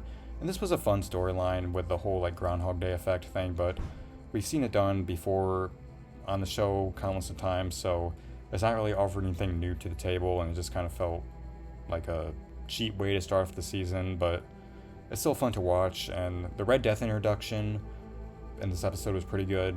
I thought they did a good job introducing her. The execution of the villain was pretty bad, but the way like they kept her in the shadows in this episode looked pretty cool. And yeah, so nothing really too bad about this episode, but nothing also too good, so this is as high as I'm going to put it. Next up, we have Season 5, Episode 21, The Girl with the Red Lightning. And I like to see Ralph doing some detective work in this episode about the dagger. That was pretty cool. And him actually figuring out that the dagger is what's keeping Reverse Flash in prison. That was all pretty well done. The end battle, again, pretty well done. And I like the human aspect of, Joe being really stressed out, being captain, all these people wanting the cure, and it's too much for him. That's a very human thing. I like when the show does, like, it takes a step back from all, like, the crazy fiction sci-fi stuff and just kind of makes it more of, like, a regular CW drama, I guess. The way I worded that was really bad, but hopefully you'll get what I'm saying. But the Nora and Cicada talking scene was really bad. The acting could have been a lot better. It was kind of cringy. And the Sherlock Wells and Renee storyline didn't really do anything for me. And there were some parts in the episode that kind of dragged, but at the end, the final act is what kind of saves this episode. Sorry. You can probably tell I'm getting sick of editing this, so I'm just leaving in more stupid mistakes like that. So I just want to apologize right now. You're probably going to hear me slur my words a lot and mumble and make a lot of grammar errors, but yeah, I'm just kind of getting lazy editing this, and I kind of just want to be done, to be honest. But you know what? Who cares? No one cares about that. Enough about me. Let's just get back to the video. Next up we have, and I'm sorry, how many times I've said next up in this video? I apologize that I keep saying those two words. I apologize that I keep saying episode so many times. I will try to change my vocabulary eventually, but right now I'm just trying to power through these next, like, 15 to 20 episodes. So I apologize for the very limited vocabulary, but this is what we're gonna have to work with right now. So anyways, next up we have season 8 episode 6, impulsive excessive disorder. Yeah, okay. Whew, I got this. Okay, so I like the New Year's theme. That was cool. They did a decent job with the whole time travel aspect. The production design was really good in this episode. I don't want to say really good, but it was decent. And then the Royal Flush Gang, I didn't really care for in this episode because only a diehard Flash fan would know this, but the Royal Flush Gang was actually in the very first season of The Flash, but they weren't like this over-the-top makeup stuff. They were just a motorcycle gang, which the Flash easily, like, took out in a couple of seconds. It was featured in season 1, episode 11, I believe, the Partly Rathaway episode. But yeah, I didn't really care to see them in this episode. It just kind of felt over the top. They should have either used different villains or make it a different storyline. But Bart and Nora, usually I find them pretty annoying, but it was, I mean, this is a filler episode, but it wasn't a terrible filler episode. I would watch it again. Just the New Year's theme is kind of makes me a little biased, but it's fine. And then a big problem, like I said, with season 8, a lot of the episodes just don't take themselves that seriously. They just kind of feel a little silly. So I feel like if it would have had a darker tone with a better story, this episode would be a lot higher, but it's not, so that's where it's in the spot. Next up, we have season 6, episode 19, Success is Assured. And this technically is the season finale for season 6 because of COVID and everything. And I guess if you look at it as a season finale, it does feel like a pretty big episode. So I don't know if they changed some stuff up, but there is a lot of, like, big things happening in this episode, so it does kind of feel like a finale. But the end battle, let's just talk about the end battle. That is the worst thing in this episode by far. I don't know why they had to do this comic book thing. It just takes you out of the whole story. It's just the whole episode, whole story, everything that's going on is just so, like, why would they do this? But for the good, I like the whole, like, I like Eva killing Joseph. That scene was done pretty good. I like I said before, I like the guy who plays Joseph, and he was just kind of good in this episode. It's the last time I ever saw him, so I don't know why I liked him so much. I just kind of did. And I like Eva taking Joseph's, like, henchmen and turning them against him. And even though I don't like the final battle, the lighting still looks pretty good, so I'll give it that. But overall, if this episode was just a little bit more mature, I would probably put it a little higher. But since it kind of, like, didn't take itself too seriously during the final battle, I have to bring it down a lot of spots. Next up, we have season 3, episode 21, Cause and Effect. And I like how Barry lightened up in this episode, because throughout season 3, he's been, like, kind of just a Debbie Downer, but it was nice to see him all, like, happy in this episode. The opening with Barry talking to Savitar, easily the highlight of the whole episode. I wish we would have gotten the Savitar reveal earlier so we could have seen more of the two Barrys talking to each other. And it was cool to see that one scene of Savitar losing his memory, even though that doesn't really make too much sense. And it also does not make sense at all the fact that Wally lost his powers. Like, that doesn't make any sense. Just because Barry lost his memory doesn't mean that it would affect the whole timeline to change. That doesn't make any sense, but whatever. Heatmonger was also a very, like, cringy, over-the-top villain. He just walks into he gets released from prison, and the first thing he does is walk into a office building with his whole face exposed, sets the whole building on fire, and then gets arrested again. Very lazy writing, very lazy storytelling. They could have tweaked that storyline a bit, but whatever. Okay, so coming in spot 133, we have season 6, episode 12, A Girl Named Sue. And the good about this episode is it was fun to see Sue and Ralph hanging out with each other. I'm not a big fan of Sue, but this is definitely her best episode. And all the detective work I thought was pretty good, well handled in this episode. And let me talk, the best thing in this episode by far is the soundtrack for Eva. She's nowhere near my favorite villain, but the soundtrack for this character is so good. Let's just listen to it for a second.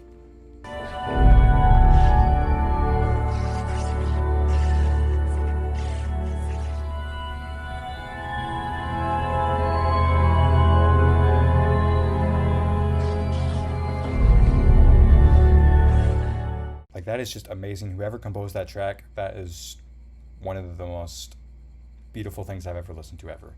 I didn't really like how Esperanza just showed up out of nowhere. That's pretty common for her character. She like goes to prison, then she just shows up in the next episode, and it just magically appears there. So pretty lazy writing for that character. And Sue becoming like the twist of Sue at the end of the episode of her like betraying Ralph, I didn't really care for. But overall, not a bad episode, not a good episode, but whatever. Next up, we have season 4, episode 23, We Are the Flash. Yeah, really disappointing finale. There are finales that are worse than this, sadly, but I have to put it here just because the way that the Thinker was defeated was absolutely terrible. I wish they would have incorporated like the bus metas, like the powers like just flowing out of him or something, but instead he just like has like a seizure, and then he just malfunctions and he yells, and then that's it.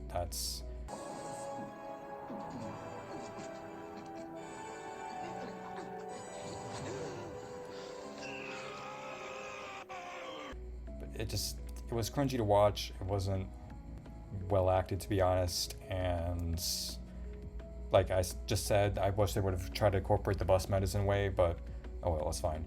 And then the final battle with him inside the mind, I wish they would have just brought this episode back to the storyboarding process, because they really had no idea how to defeat the Thinker like the writers did, so they kind of just threw in this really lazy going to his mind plot and then defeating him through his mind, which kind of makes sense. He is the Thinker, so you're not going to defeat him with force, you're going to defeat him with like the mind, but still meh. And even though our big final moment of the show didn't have DeVoe in it, the satellite scene was cool enough, and the whole reversing time effect, that looked kind of cool. So yeah, as a regular episode it's fine, but as a season finale I feel like it should have been a lot bigger. Next up, we have season 6, episode 6, License to Elongate. I really liked to see Ralph and Barry working together in this episode. That was really cool. Ralph getting his logo, again, really cool. And I liked the like over-the-top fight Barry and Ralph had with the Meister and Esperanza, who again just showed up out of nowhere. But just the sound, the music they played in that whole scene, just it wasn't taking itself seriously, but it was still just fun to watch. And then I liked the ending of the episode where Bloodwork attacks Ralph, and it leads us into one of the best episodes of the whole show, which I won't talk about sadly for a while because that's all the way at the top of the list. But it doesn't really follow the Bloodwork storyline, so it feels a little out of place for the first half of season 6, but other than that, it's fine. Next up, we have season 3, episode 14, Attack on Central City. And the reason I have this episode so low is there really was no attack on Central City. This episode kind of just drags for the majority of the runtime. Once like Salvador and his army get there, they just kind of throws some things around, and then Grodd and Salvador fight, and that's pretty much it. The nuke scene, there was like this nuke scene in this episode, really not needed. It was just very out of place and just kind of felt really dumb. But it was still cool to see Gorilla vs. Salvador, and Gypsy and Cisco in this episode I thought were pretty good. And I like the whole H.R. Wells meeting Harry, that was all also pretty good. And I apologize that I keep saying pretty good. Next up, we have season 8, episode 8, The Fire Next Time. And if you were to tell me that they're going to bring back Jacko, the guy from the Run Iris Run episode, I would have told you no way, but they actually brought him back, they redeemed him. I feel like this is one of the few times where helping the villain actually works, because he is a broken character, and the way the Team Flash helped him get better and fix his relationship with his son, I actually really liked that. So I like all that storyline, and everything else in the episode, it felt like it's pretty forgettable. I actually can't even really remember what else happens in the episode, so that's why I'm not putting it any higher. But it still was cool to see this character again, and they actually did bring him back even more times, so it was cool that they did that for this random character. Next up, we have season 9, episode 8, Partners in Time. And I don't care that this is one of the last episodes of the whole show. I don't care that this is a filler episode. The extras in this episode were absolutely golden. I love the extras in in this episode. They were so over the top, but so funny, and it's just so entertaining to watch. I could like watch like a whole like 2-hour movie just with these characters. The makeup in this episode was also very good with like the Clockmaster and everything. Very well done makeup and costume design. And I do actually like the story, but I know I said I didn't really care, but like this is one of the last episodes of the show. Holy crap! So I feel like they should have had this episode come out a little sooner. But compared to the other filler episodes in season 9, this one is really good. Next up, we have season 6, episode 5, Kiss Kiss Breach Breach. And Cisco was really good in this episode. This is actually one of Camilla's best episodes, Cisco's girlfriend. Both of them contribute a lot to the plot. Echo, I like the twist of Earth 19, Cisco being Echo, and the way Cisco defeats him was pretty clever. I actually didn't see that coming with him firing the gun, but it just actually ends up trapping himself, so that was pretty clever. And Breacher was also, really over the top, but still fun to watch. But kind of similar to the License to Elongate episode. This episode does feel a little out of place because it's not following the Bloodwork storyline, and the Flash is barely in this episode, so that's kind of a bummer, but it was still cool to see a Cisco leading episode. Next up, we have season 9, episode 4, The Mask of the Red Death, part 1, and I'm probably the only person to say this, but the fact that Rainbow Raider returned in this episode took me by a huge surprise. That's why I even have this episode so high up on the list. I just was not expecting that. Like I said, really early in this video, I'm a huge fan of Villains of the Week, so to see this OG Villain of the Week person return, and we haven't seen him since season 1, was just so mind-blowing to me. I don't know why it is, but it just is.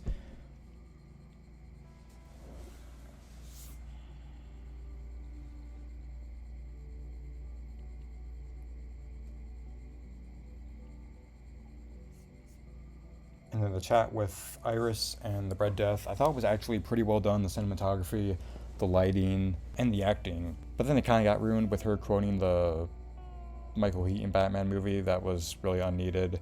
And the Mark twist, I guess, has its ups and downs. I mean, you really didn't see that coming. I mean, he is a bad guy, so he was more than likely to turn on you eventually. But it was cool to see him try to redeem himself by helping Barry escape, but then getting caught again. But yeah, whatever. And Red Death is still pretty over the top, and I wish they would have taken the character a little more seriously. Next up, we have Season 7, Episode 11, and this is another episode where it's just so bad it's good, almost. The scene where the Still Force sends the Speed Force into the, Venket city, that took me by surprise, actually. I mean, I know it's obviously a green screen, but, I just wasn't expecting that. And to have everything, go all loud and then go silent really took me off guard, and it's one of the few things I actually remember vividly from the season. And one of my problems with season 7, season 8, season 9 is just nothing really captures my attention, and I forget most of the episodes, but this scene I remember. It's not a good episode. The effects are absolutely horrendous, but you pardon me, I used a different vocabulary word.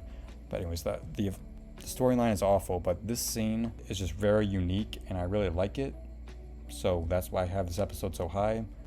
And guys, I'm sorry again, I know these reviews aren't the best. They're pretty repetitive. I'm pretty much saying the same exact words every single time, so I apologize for that. I am trying my best to make this entertaining, but this is very mentally draining. I'm very tired. I'm not the best at talking, but hopefully you're staying with me. And the fact that you're even listening to this probably means you're somewhat interested in what I have to say about the show, so if you are listening to this, thank you, and thanks for bearing with me through this very tedious process, but hopefully I can keep this going without completely losing my mind. Coming in spot 124, we have Season 7, Episode 18, The Heart of the Matter, Part 2. So right off the bat, I honestly should put this episode lower for this, but the fact that Barry just let the Reverse Flash run away at the end of the episode is really dumb, really stupid, and it makes a whole of other plot lines because of this. And just so dumb. Why would they write it like this? Why would they make the protagonist better than the antagonist and then just let the antagonist run away so he can cause more chaos, kill more people? Barry, you have the right to arrest him right here, and you just let him go away. This is so dumb. I hate it. Why did I have this episode so high? I mean, and not to mention the Godspeed motivation is really pathetic. He's just evil because he wants to be evil, and there's no cliffhanger this season. But I guess the cinematography in this episode is pretty good, and I guess the Flash family was cool to see, but overall I feel like I'm being pretty generous with this episode. Next up, we have Season 8, Episode 12, Death Rises. So this is the first time we fully see Deathstorm, and his appearance is pretty good. Overall, he's kind of like a mediocre villain for me, but the appearance is pretty cool, and the way they build up to him was pretty good. But I really did not like the Iris storyline, and get used to me saying that, because I'm going to be saying that a lot about these Season 8 episodes, because Time Sickness, I hate that storyline so much, but overall, pretty cool design. Next up, we have Season 3, Episode 12, Untouchable. And like, this is one of like the most viewed episodes of The Flash, or like it has one of the most viewed clips, like right here with Barry and Kid Flash racing. So I guess that's kind of cool. But overall, the episode is it's all right. Nothing too good, nothing too bad. Yorkin was he's a complete psychopath, but his motivation was really dumb. Like, he was killing people who were bad to him in an alternate universe. That's the most, like, what? But the whole phasing a train thing was cool, and the race between Flash and Kid Flash was cool. So overall, mediocre episode, but nothing too bad. Next up, we have Season 6, Episode 13, Grodd Friended Me. And I usually am not a huge fan of when they do like trying to redeem the villain stuff, but the relationship between Grodd and Flash was pretty cool in this episode. I like the mind games Grodd played, and I think I can't really decide, but I think this is Chester's best episode, or Masquerade is his best episode. I like how, he's not perfect. He like messes up at the beginning, and it's what caused this whole thing, but it just makes him human. I like how he's not pitch perfect. And Barry, I like all the past stuff, like I said before, all the mind games, all that stuff is cool. I didn't really care for the National Allegra stuff in this episode, but overall it's a decent Grodd episode. Next up, we have Season 8, Episode 9, Phantoms. And like I said before, the build-up to Deathstorm I think was pretty decent. But the Iris storyline, the Time Sickness, that can just go to hell, because I hate that storyline so much. And I just feel like Candace Patton really was not giving it her all in Season 8. She gave it a little bit in Season 9 and a little bit in Season 7, but Season 8, I feel like she was just done with the show. Like, a lot of her line deliveries are pretty flat, and it doesn't help that in this episode she was hanging out with Sue Dearborn most of the time. So overall, I really do not like that storyline. And let's move on. Next up, we have Season 2, Episode 19, Back to Normal, our first Season 2 episode on this list. The reason I have it so low is it's kind of like a depressing episode. Griffin, like the main villain of the week in this episode, his power, if you forgot, his power is he has superhuman strength, but the problem is every time he uses it, he's getting older and older and older, and he'll be dead like in a couple of weeks. And I feel like this would be a good example of them trying to help the villain, but they kind of try to help him, but then he just like dies, and then because overall he's just a teenager, so a teenager dies in this episode and none of them really care.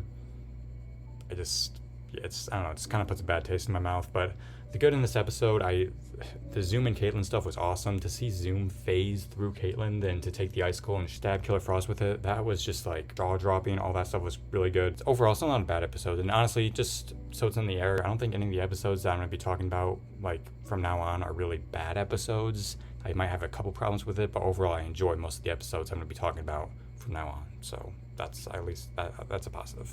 Next up, we have Season 4, Episode 6, When Harry Met Harry. The Council of Wells in this episode are good. I don't really like them in any other episodes, but in this episode, it's cool to see Tom Cavanaugh experimenting with all these different characters. You can tell the actor had fun doing that. Black Bison, she was pretty easy to defeat, but I think overall she was an interesting villain. And I really like the storyline with, Ralph accidentally like sending that little girl to the hospital, and then he visits her in the hospital and makes that balloon animal. That was just a nice touching scene, and it just kind of puts a smile on my face. The end battle was, pretty decent.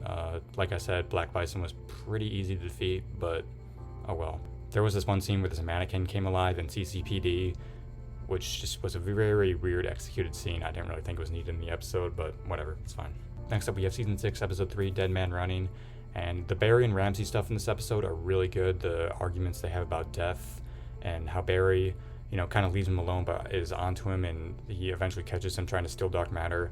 I think all that stuff was really handled in the episode. The music, the acting, really well done by Grant Gustin. And then the Mitch Romero monster was, not really the best villain ever, but he was still kind of cool to see. The make was pretty good, but Killer Frost was really annoying in this episode. I just could not stand her. She really brings the episode down, but the Ramsey and Barry stuff was what makes this episode so high. Next up, we have Season 8, Episode 11, Resurrection. I do really think the Black Flame effect is really cool. I still prefer like the physical version of Deathstorm, but the Black Flame version of it still looks pretty interesting to look at. and I like the manipulation with, you know, thinking Ronnie's still alive and the Chester dad stuff. Yeah, so like I said 2 times before, the build up to this character was pretty decent, but I just feel like the execution just came off pretty mediocre. And I'm saying this again, you're probably gonna be sick of it, but the Iris storyline in this episode, really did not care for it one bit. It's not memorable, and the writing is just too overcomplicated for it, and not in a good way. Next up, we have Season 8, Episode 18, The Man in the Yellow Tie. So right off the bat, I think this is a pretty clever title, and the fight at the end of the episode was pretty cool. But I just feel like overall, I mean, it's cool to see Matt Latcher, don't get me wrong, but I feel like they're just wasting him with this, like, you know, dementia and him not knowing who he really is. I would have preferred if they just would have kept him an actual villain, because I think when he does play the villain role, he plays it really well too. So just to see him in this type of role, I just feel like they're kind of wasting him. Next up, we have Season 3, Episode 11, Dead or Alive. And the end battle with Cisco and Gypsy, I thought that was really cool, how they popped up in Supergirl's world, and then they went to Earth 2, and then they went to this weird lava planet. The visuals in this episode are pretty good. HR was also pretty good in this episode. Next up, we have Season 3, Episode 20, I Know Who You Are, and the Savitar reveal was amazing. The way they just had Wally come back from Earth 3, and then had Barry slowly put all the pieces together, and all the hints that were dropped around the season all kind of just get played at once, and then he finally realizes it's himself. The music, the cinematography, the writing in that scene, I just thought was so good. It's what makes this episode so high. And the Killer Frost slide effect, you can tell they spent a lot of time making that whole scene, so for that I also have to bump this episode up a couple spots. But everything else in the episode, to be honest, just falls flat. I mean, it kind of drags. The Tracy storyline was just okay. I mean, it was nothing too special. It's really just the Savitar reveal and the Killer Frost slide which makes this episode stand out. But if you look at it as a whole, like, episode, it's not really rewatchable. It's pretty boring, so I can't really put it any higher. But overall, the Savitar reveal was pretty cool. Next up, we have Season 3, Episode 17, Duet, and I was never really looking forward to watching this episode, but it did generally surprise me. I'm not like a huge fan of this type of music, but they're definitely pretty well performed. I really liked the ending of the episode, Barry singing to Iris and having him propose. I thought that was like just a really well executed scene.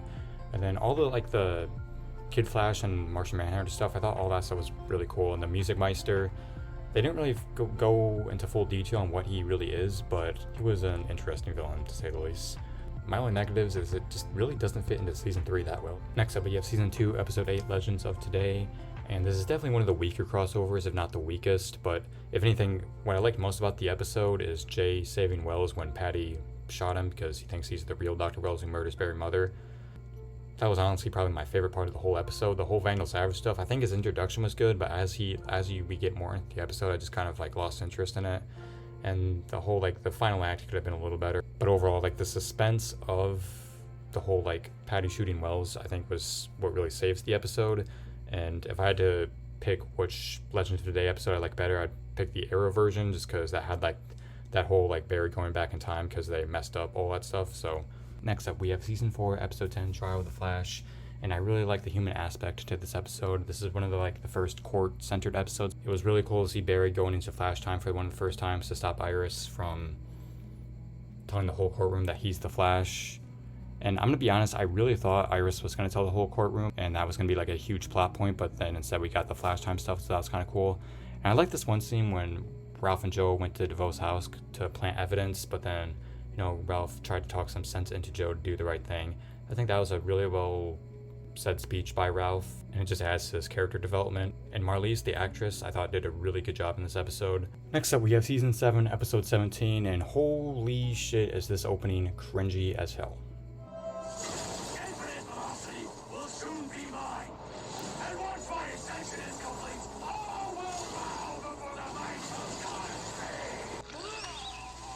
I'm not going to say Bart and Nora are terrible characters, but I just feel like I'm watching a Nickelodeon show anytime they're on screen. They just remind me of Henry Danger or the Thundermans or something like that. I just can never take them seriously, but it was cool to see Cisco return in this episode. I know it's a little controversial because a lot of people were upset how we had his goodbye episode a couple episodes earlier, and now he's just back. But I was genuinely surprised to see him again, and it was cool to see Jay Garrick. And I'm not really a huge fan of Godspeed, but the set in this episode was pretty cool with this throne type thing, so the production design was...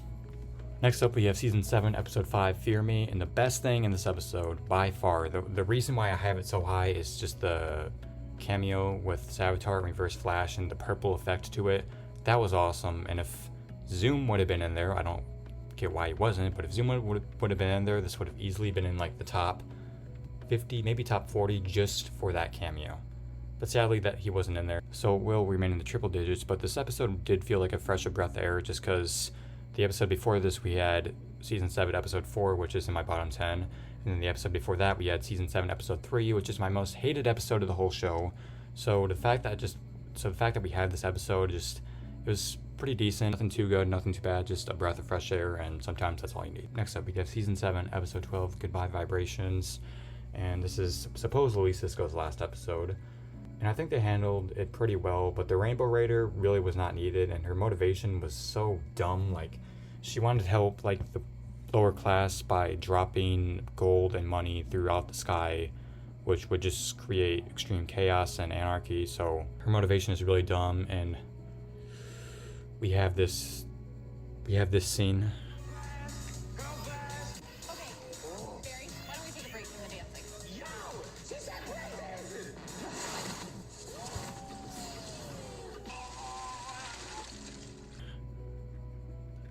That never has to come up ever again. Let's just forget that even exists. But the ending to this episode is why I put it so high, just because it gave me season 1 vibes. It's so human.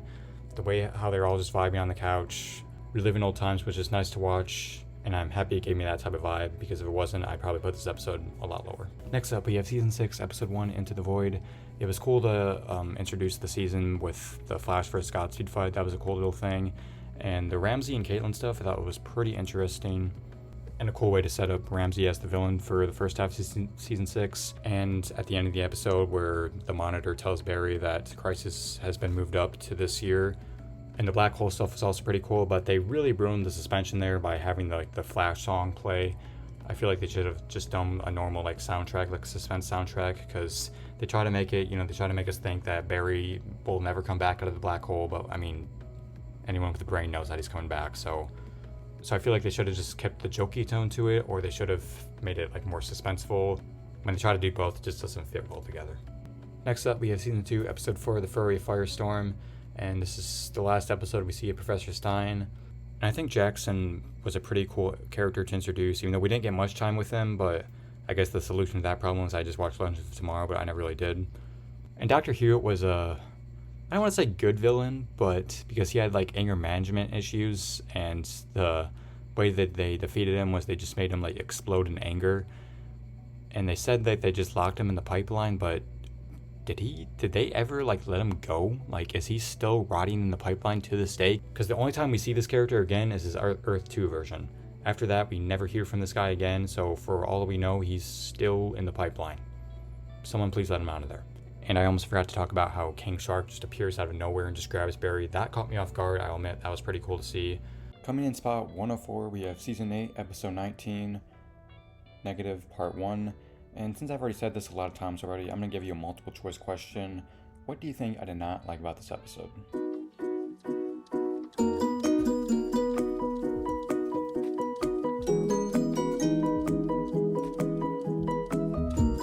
Yeah, I've already brought it up a bunch of times in this video, but I did not care for the Irish time sickness stuff at all. And the twist at the end of the episode with her getting struck by the lightning and Barry thinking he accidentally killed her, I didn't buy that one bit. It was nowhere near as good as Savitar killing Iris, thinking that Iris died.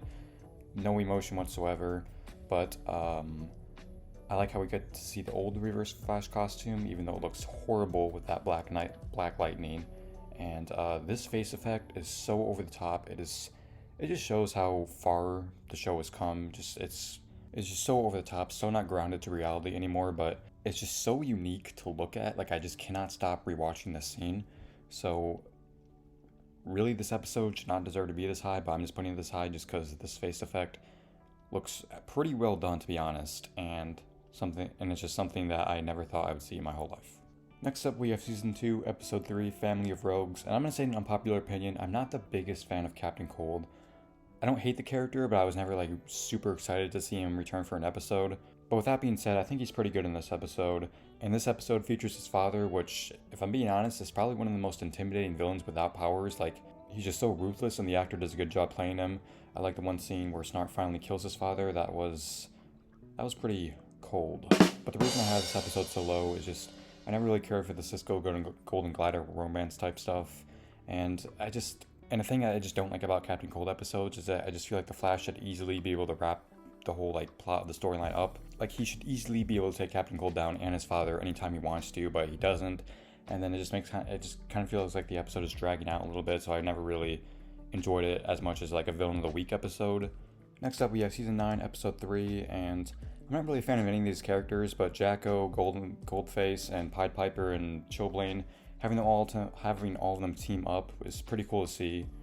And having Barry teach them all how to work together and breaking into this facility or whatever, without a doubt, that's the highlight of the whole episode. And I think the Chilblain twist actually works pretty good. I'll be honest, I didn't see that coming. But the Red Death was very anticlimactic in this episode. Just think of the way Zoom was introduced to Barry, and then in this episode, the Red Death just runs by Barry, and that's it. There's no big epic fight. She just looks at Barry and then runs off. The Red Death is probably the most disappointing villain on this whole show for me, just because I was looking forward to seeing the Red Death the most, and they just handled the character very, very poorly. Next up, we have Season 6, Episode 14, Death of the Speed Force. And so Turtle 2 was an okay villain, nothing great. And this is kind of a pro Anacon, but I like how someone in this episode finally realized that there was something wrong with Iris, because this was her mirror duplicate. But the reason why it's a con is because Wally was the one who figured it out, and he was only in town for one day. And you're telling me that Barry, Joe, or anyone else never realized that there was something wrong with Iris, and Wally, who just comes in for one day, is the one that figures it out. I just feel like if Barry really had a strong connection with Iris, he would have realized that there was something wrong way back when. But it's okay. It's a pro Anacon, but it's not a huge deal. Barry watching the Speed Force die was a little cringy-ish, kinda, not really. I was never a huge fan of having the Speed Force be Nora. I feel like that only works like in a couple episodes, like in Season 2. But I do like how it tied this like crisis into the Speed Force death because of letting all the Spectre energy in. That was an interesting twist, and I like how they tied Crisis into it. And of course, Kid Flash coming back, that was cool to see. And the costume, like I love the contrast and colors right here, it just looks really good. And I feel like this was a pretty badass Joe scene. Let us help you. I don't want your help. We know. Next up we have, hold up. What does that number say? Oh my, we're at spot 100. Let me say that again. We're at spot 100. So that means after this episode, I will only have 99 more episodes I have to talk about, which means I'm almost done with this video. I mean, not really, because I still have 99 more episodes I still have to talk about, but still, just the fact that I'm in the 2 digits now is just a huge win, because that means I'm almost done with this video, because I really need to be done with this video. I'm just so sick of it. I'm so sick of talking about these episodes. But the good news is, from now on, I'm talking about episodes that I, fairly enjoy, not like some forgettable Season 8 or Season 7 episodes. I'm talking about episodes that I, kind of enjoy the storyline more, so it's more enjoyable for me to talk about, but still. But I can now see the finish line now, and I'm determined to get there. I don't care if this video gets 6 views, I'm finishing this damn soul-draining video. I am so excited that we're at spot 100. And anyways, I'm gonna stop wasting time. Let's talk about... Oh my gosh, I'm on spot 100. Anyway, sorry. Let's talk about... So, what am I even saying? Okay, So without further ado, let's stop wasting time. Coming in spot 100, we have Season 5, Episode 15, King Shark vs. Gorilla Grodd. So right off the bat, I'm just going to say this episode should be way lower, because there's a plot line in this episode that I absolutely despise. Enough where I could honestly be in my top 10 worst episodes of the whole show. But this fight between King Shark and Gorilla Grodd, it looks super fake, but super cool. I'm glad they were able to pull this off eventually. I had never really... Back in Season 3, I never thought they'd actually do this, but... Because they hinted at it, but yeah, that's never going to happen. But they actually did pull it off. So I don't even care how fake it looks, it's still cool. I like how they make King Shark kind of like the hero of the story and Grodd the villain. But the CGI doesn't look the best, but when they introduced King Shark in this episode, the CGI actually looked really, really good, just with the water and the texture of the skin. I think all that looked great. But the reason why I'm not putting this episode any higher, and I think it's high enough for me, but the asking permission to give King Shark the cure or whatever, Cisco, I hate Cisco in this episode. I just wanted to punch him in the face a dozen times. because he is just such an ungrateful little brat in this episode. Like, he was literally about to die. Barry saved his life, and the first thing Cisco says is that what a hero does?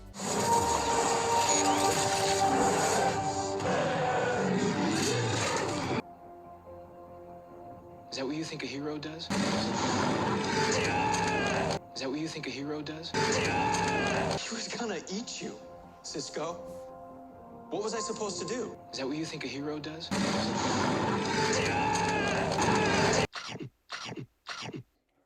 Oh, I just want to punch him in the face so bad. But let's just move off the topic because I don't want to talk about it anymore. This isn't really for the episode itself, but the promos could have been a little better because I just feel like they spoiled it.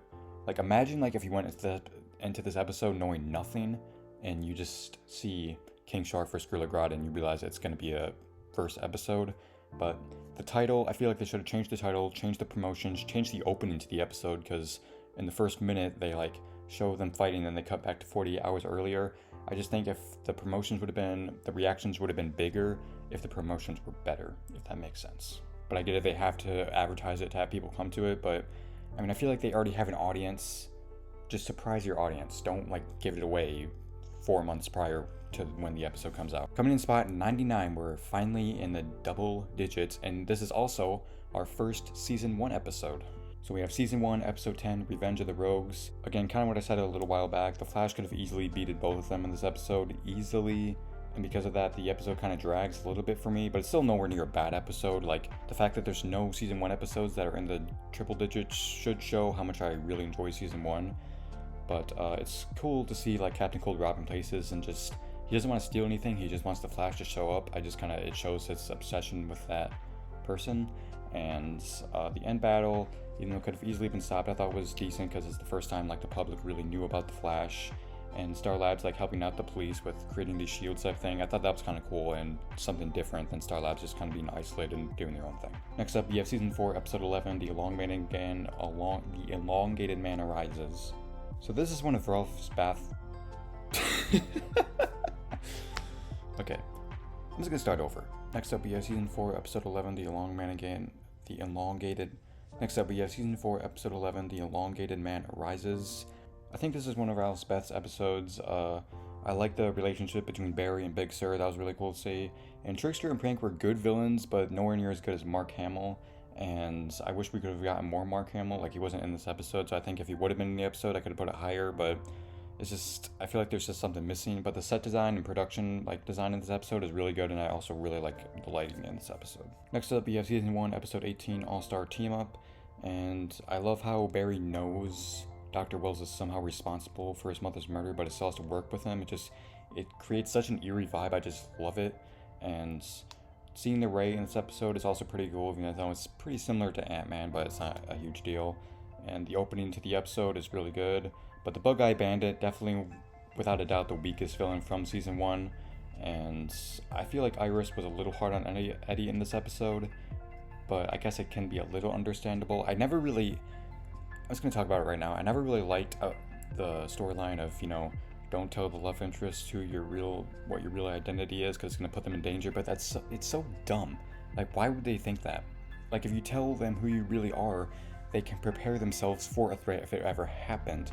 If you just keep them in the dark, when a threat happens, they're just going to be surprised by it and not prepared. And I'm not saying this because I'm like some extreme feminist supporter. I'm just saying that because that's the facts. It makes more sense to tell them because it'd keep them more safe because they can be better prepared. But anyways, that's all I have to say on that, so let's move on to the next episode. Next up, we have season 1, episode 16, Rogue Time. And I like how Barry finally figured out how maybe Harrison Wells has something to do with Reverse Flash. Captain Cold, I've talked about him a lot in like the past couple of minutes, but he was pretty good in this episode, even though Flash could have easily beaten him, but I've already talked about that, so I'm not going to talk about it anymore. And I really like the relationship between Cisco and his brother in this episode. That was really cool to see. I didn't really like how they handled the timeline change, and it creates a really big plot hole. So this is the episode where, Barry reverses the timeline from the previous episode. When he confronts the Weather Wizard, he just grabs him, speeds him to the pipeline, and that's it. So now anytime Barry confronts a villain, we know he can just easily do that. Now you could make the argument saying like, well, you gotta process the situation. Is he really gonna hurt anyone? You can't just speed anyone to the prison. But I think at least on a second battle, he should easily be able to do that, especially with Captain Cold. Easily should have been able to take him down in this episode. And Captain Cold also made Cisco tell him who Barry's or the Flash's identity really is. But I can think of a lot of ways Cisco could have easily got out of that situation. Like, Captain Cold has no idea who Barry Allen really is. So Cisco could have just told him any random name and got out of there. Like, how would Captain Cold know he's telling the truth? Next up, we have Season 1, Episode 13, The Nuclear Man. I like Ronnie acting like, I like Professor Stein acting like Ronnie and vice versa, the other way around. That was kind of cool to see. The flashbacks, it was a good way to develop the story, it's kind of lazy, but that's fine. The ending to the episode, very unique. We've never seen like this type of setting before, and just the nuclear explosion, very well CGI, and very I love the cinematography. It looks absolutely beautiful, and I do like the Barry and Linda stuff. I think Linda was a pretty good character. I feel like they kind of wasted her. Like, she didn't get as much screen time, so that's kind of a con.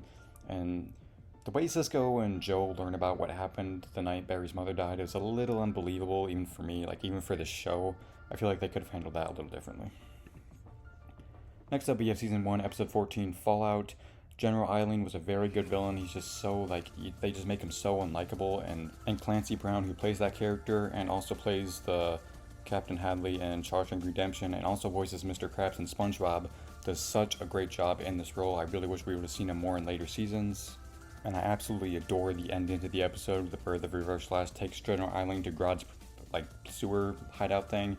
That honestly terrified me when I first watched it for the first time. I had trouble sleeping that night because I just kept, the way they filmed it was so creepy. It was so good. I know I just talked about this, but I feel like Linda was also a little too hard on Barry in this episode, and I wish Ronnie and Professor Stein could have stuck around for a little longer.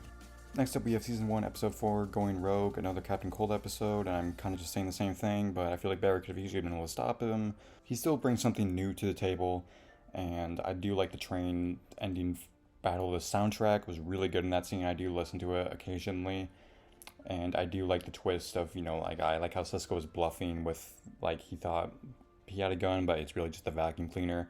I thought that was a clever twist, and it was a reasonable excuse to let Captain Cold walk away. And the opening to the episode was kind of cool to see Barry, have the team test Barry's knowledge fast knowledge or whatever. That was kind of cool, but I didn't really buy the Barry and Felicity romance. I feel like that was kind of because that really went nowhere. But other than that, pretty good episode.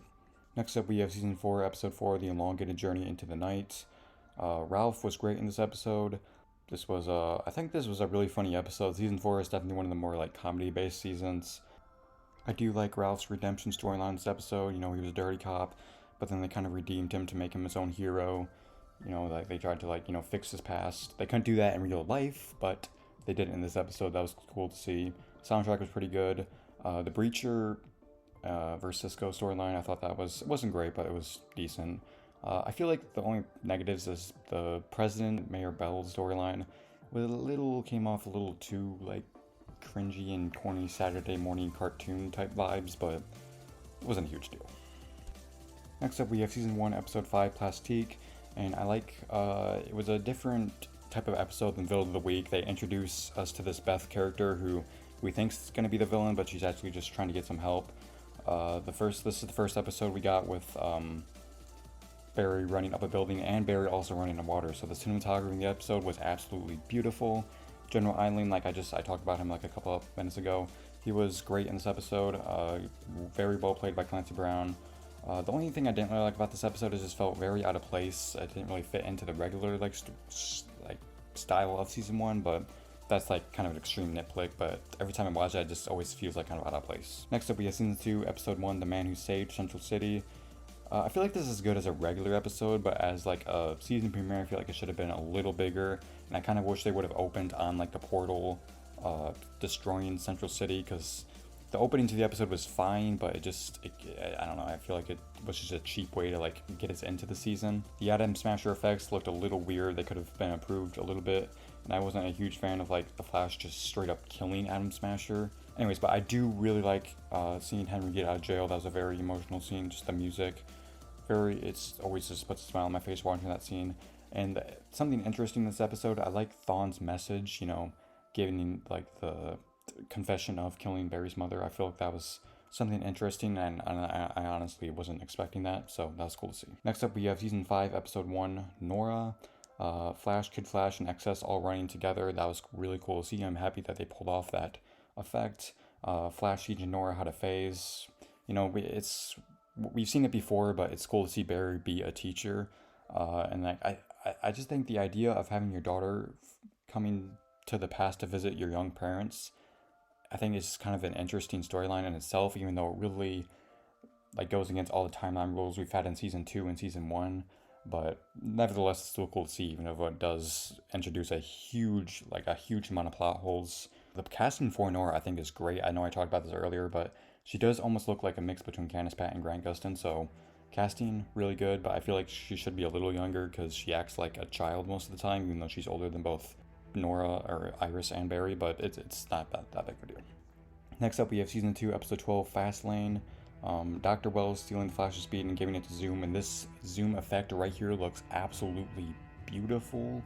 Like, oh my, I cannot stop watching this. It just looks amazing. And then, you know, having the whole team turn on Dr. Wells at the end of the episode, putting him in the pipeline.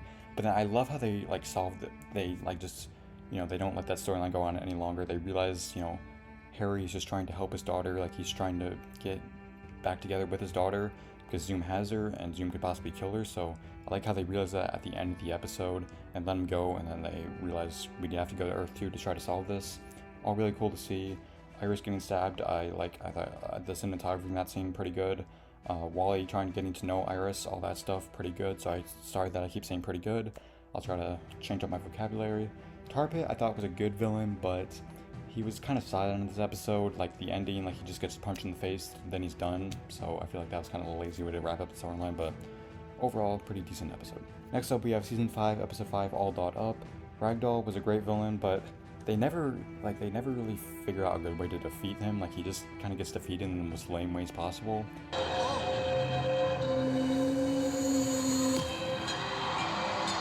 I like the Spider-Man reference in this episode, and it's weird because Stan Lee died around this time, so I always thought it was like a tribute to Stan Lee, which is weird because he's Marvel. But the more I think about that, that's like it's just a really big coincidence because he died around this time, and they did a Spider-Man reference in this episode, so that's kind of cool to see. And I really like they really improved Iris from this episode in season 4. Like, she was never really a good character in season 4, but I think they finally made her into a decent character in season 5. And as for negatives, a whole building collapses in this episode, and they all act like it's no big deal. I feel like they should have changed that up a little bit. Next up, we have season 2, episode 15, King Shark. Wally was pretty good in this episode. He plays the part so well, and it's very believable. It's very, like, you can relate to it. You can understand why he would be jealous of Barry and kind of just, you know, judging him for running off when a big event happens or something. Barry talking to Joe and Iris about what he saw on Earth 2, very well acted. This is what I like about the earlier seasons. It's just very well grounded. It doesn't rely on just a bunch of science mumbo jumbo and negative forces or whatever. It just, the human aspects are what makes season 1 and season 2 like really good for me. Flash vs. King Shark, the CGI looked, it looked kind of fake, but it was still, something interesting, something unique, and something very impressive for like a low budget TV show to pull off. And this is the episode where we finally see who's under the Zoom mask, and it was, it caught me off guard. I would have never guessed that. I'll talk about the Zoom reveal later on in this video. Next up, we have season 5, episode 13, Goldface. It's always cool to see Barry and Ralph working together. Goldface was a, kind of cringy, but still overall a pretty cool villain to see. He's never boring to watch. Orlin vs. Iris, I really actually liked that storyline a lot more than I thought I was going to. As for negatives, I find it really unbelievable how Font came up with this plan to get Sherlock Wells to stop investigating Nora and get him more focused on his girlfriend Renee. Like, all that stuff was a little too over the top, just too many things would have to go right for that plan to work, so that was a little unbelievable, but overall pretty good episode. And I'm sorry, I keep saying I'm going to change my vocabulary, but just get used to me. I'm going to keep saying pretty good. I'm trying to talk really fast, as you can probably tell. But I'm sorry, I'm just trying to get through this. Next up, we have season 1, episode 12, Crazy for You. Barry and Caitlin were great in this episode. #SnowBarry. I'm just kidding. I'm not one of those people who watch the show just to see Snow and Barry get together. I told you that's not how I watch this show, but I've never really been a fan of that. But anyways, back to the episode itself. Peekaboo, what do you think I'm going to say? Pretty good villain. Yep, you've already heard me say that word, those words so many times. You're getting sick of me saying that, blah, blah, blah, blah, blah. Cisco and Hartley investigating a firestorm. Pretty interesting. Pretty. Can I stop saying the word pretty? Okay, so let me use a different word than pretty. So Cisco and Hartley investigating Firestorm was pretty engaging, and as for negatives, the Marcus storyline in this episode I didn't really think was too needed, and the fact that Peekaboo's boyfriend just like disappeared out of nowhere, like that makes absolutely no sense. The Flash should have easily been able to find him and put him in prison really quick, and the Flash beating some random prisoner out to like the courtyard or whatever, I felt was a little unfair for the Flash to do because he just added 10 more years onto that guy's sentence. So I don't know, I've never really been a huge fan every time I see that in this episode, but it's oh well, I guess. Next up we have Season 2, Episode 16, Trajectory, and Trajectory was a pretty delightful villain, and when Team Flash finds out who Zoom is, definitely without a doubt the highlight of the whole episode. Just I love this, like, I don't know what even this is, but this whole like light darkness stuff, and the soundtrack and the acting and the reactions, the fact that they don't even say anything, just the scene is so good. The only thing I didn't really like is Iris going on a date with her boss, because it's weird because we never saw that character again. I'm assuming it's just like some behind the scenes drama stuff, that's why we never saw that character again. But as for the episode itself, it's just weird because we know this is going nowhere, and I don't know, it doesn't really add anything to the story overall, so kind of just a pointless storyline. Next up, we have Season 4, Episode 8, Crisis on Earth X, Part 3, and I think the first act and third act of this episode is pretty good, but the middle act, second act, whatever you want to call it, it was a little slow for me. My favorite part of Earth X is either the first part or the last part.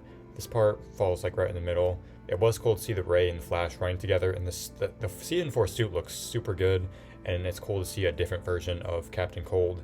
And the ending to the episode where Professor Stein gets shot was pretty jaw-dropping, and his death was played out really good in the next episode, but it's part of Legends of Tomorrow, so I can't include it on this list.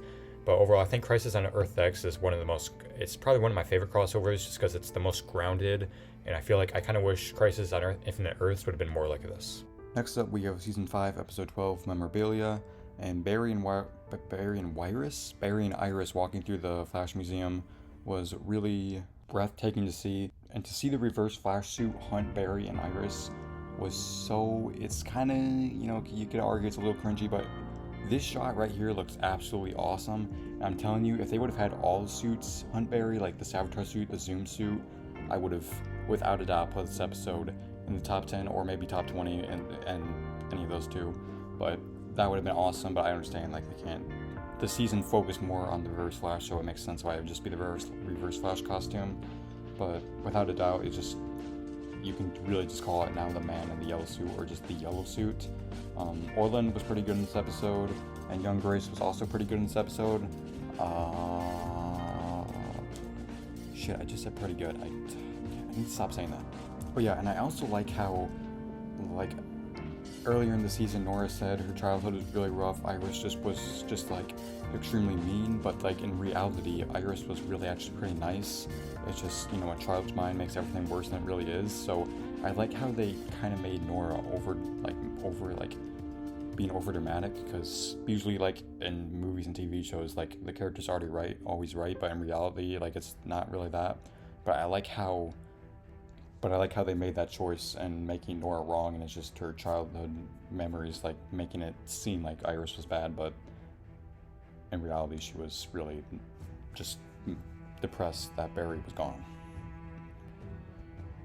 Next up, we have Season 5, Episode 19, Snowpack. Like I said before, Isaac Cole, I think, is a pretty underrated villain. He's really over the top in this episode, but I just love watching him on screen. The Killer Frost and Icicle stuff was also really good. I think that's a pretty underrated fight because they do the ice slide stuff again. But again, that was pretty engaging to see. Thawne teaching Nora how to use the negative speed force. That was pretty lit. I'm sorry, that was very cringy. Iris going to the future and seeing, like, discovering this, that was just a really cool interaction to have with Iris and Thawne. And the opening to the episode, I think, was really, really good. Damn it, I said that again. Oh my god, I just can't stop saying that. But the acting between Grant Gustin and Candice Patton was absolutely, like, breathtaking. This is definitely one of their best performances. It's a little shame because it's in, like, kind of just a random episode, but still, they were giving it their all in this episode, so pretty cool. I said it again. I wasn't a huge fan of Cicada 2 coming out of nowhere and just killing Thomas. I feel like they just threw that in just so they could have more Cicada screen time and make her more of a threat, but it just kind of came out of nowhere. I feel like they should have built it up more. And the Killer Frost for Cicada could have been handled a little better. Next up, we have Season 3, Episode 19, The Once Future Flash, and this episode actually takes place in 2024, February 3rd, so that's kind of cool. This is the first ever time we saw the best Flash suit ever, so that's kind of, it looks absolutely beautiful, especially compared to the other suit, Season 3 suit. Seeing everyone's, like, crappy life, it was cool to see, and I think Cisco had it the worst. Like, I think Carlos Valderas had, like, one of his best performances in this episode. Seeing his hands get frozen off, that was his acting's really good in that scene. The opening with Killer Frost was really cool, no pun intended, and the ending with Savitar and Killer Frost. We get a hint of who Savitar is, but we don't see the full identity.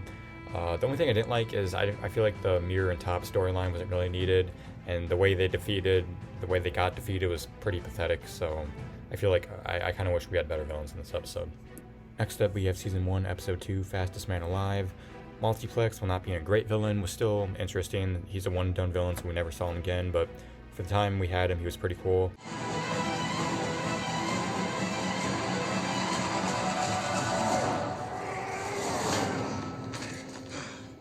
I liked how Team Flash was kind of, I mean, they still didn't know how to work as a team yet, so we kind of see, like, them growing as a team in this episode. Barry even quits at one point, but eventually comes back. And then I do like the storyline of, Joe not wanting Barry to be the Flash because it's just too dangerous, and it makes sense because he is his son, so he would have that natural fear.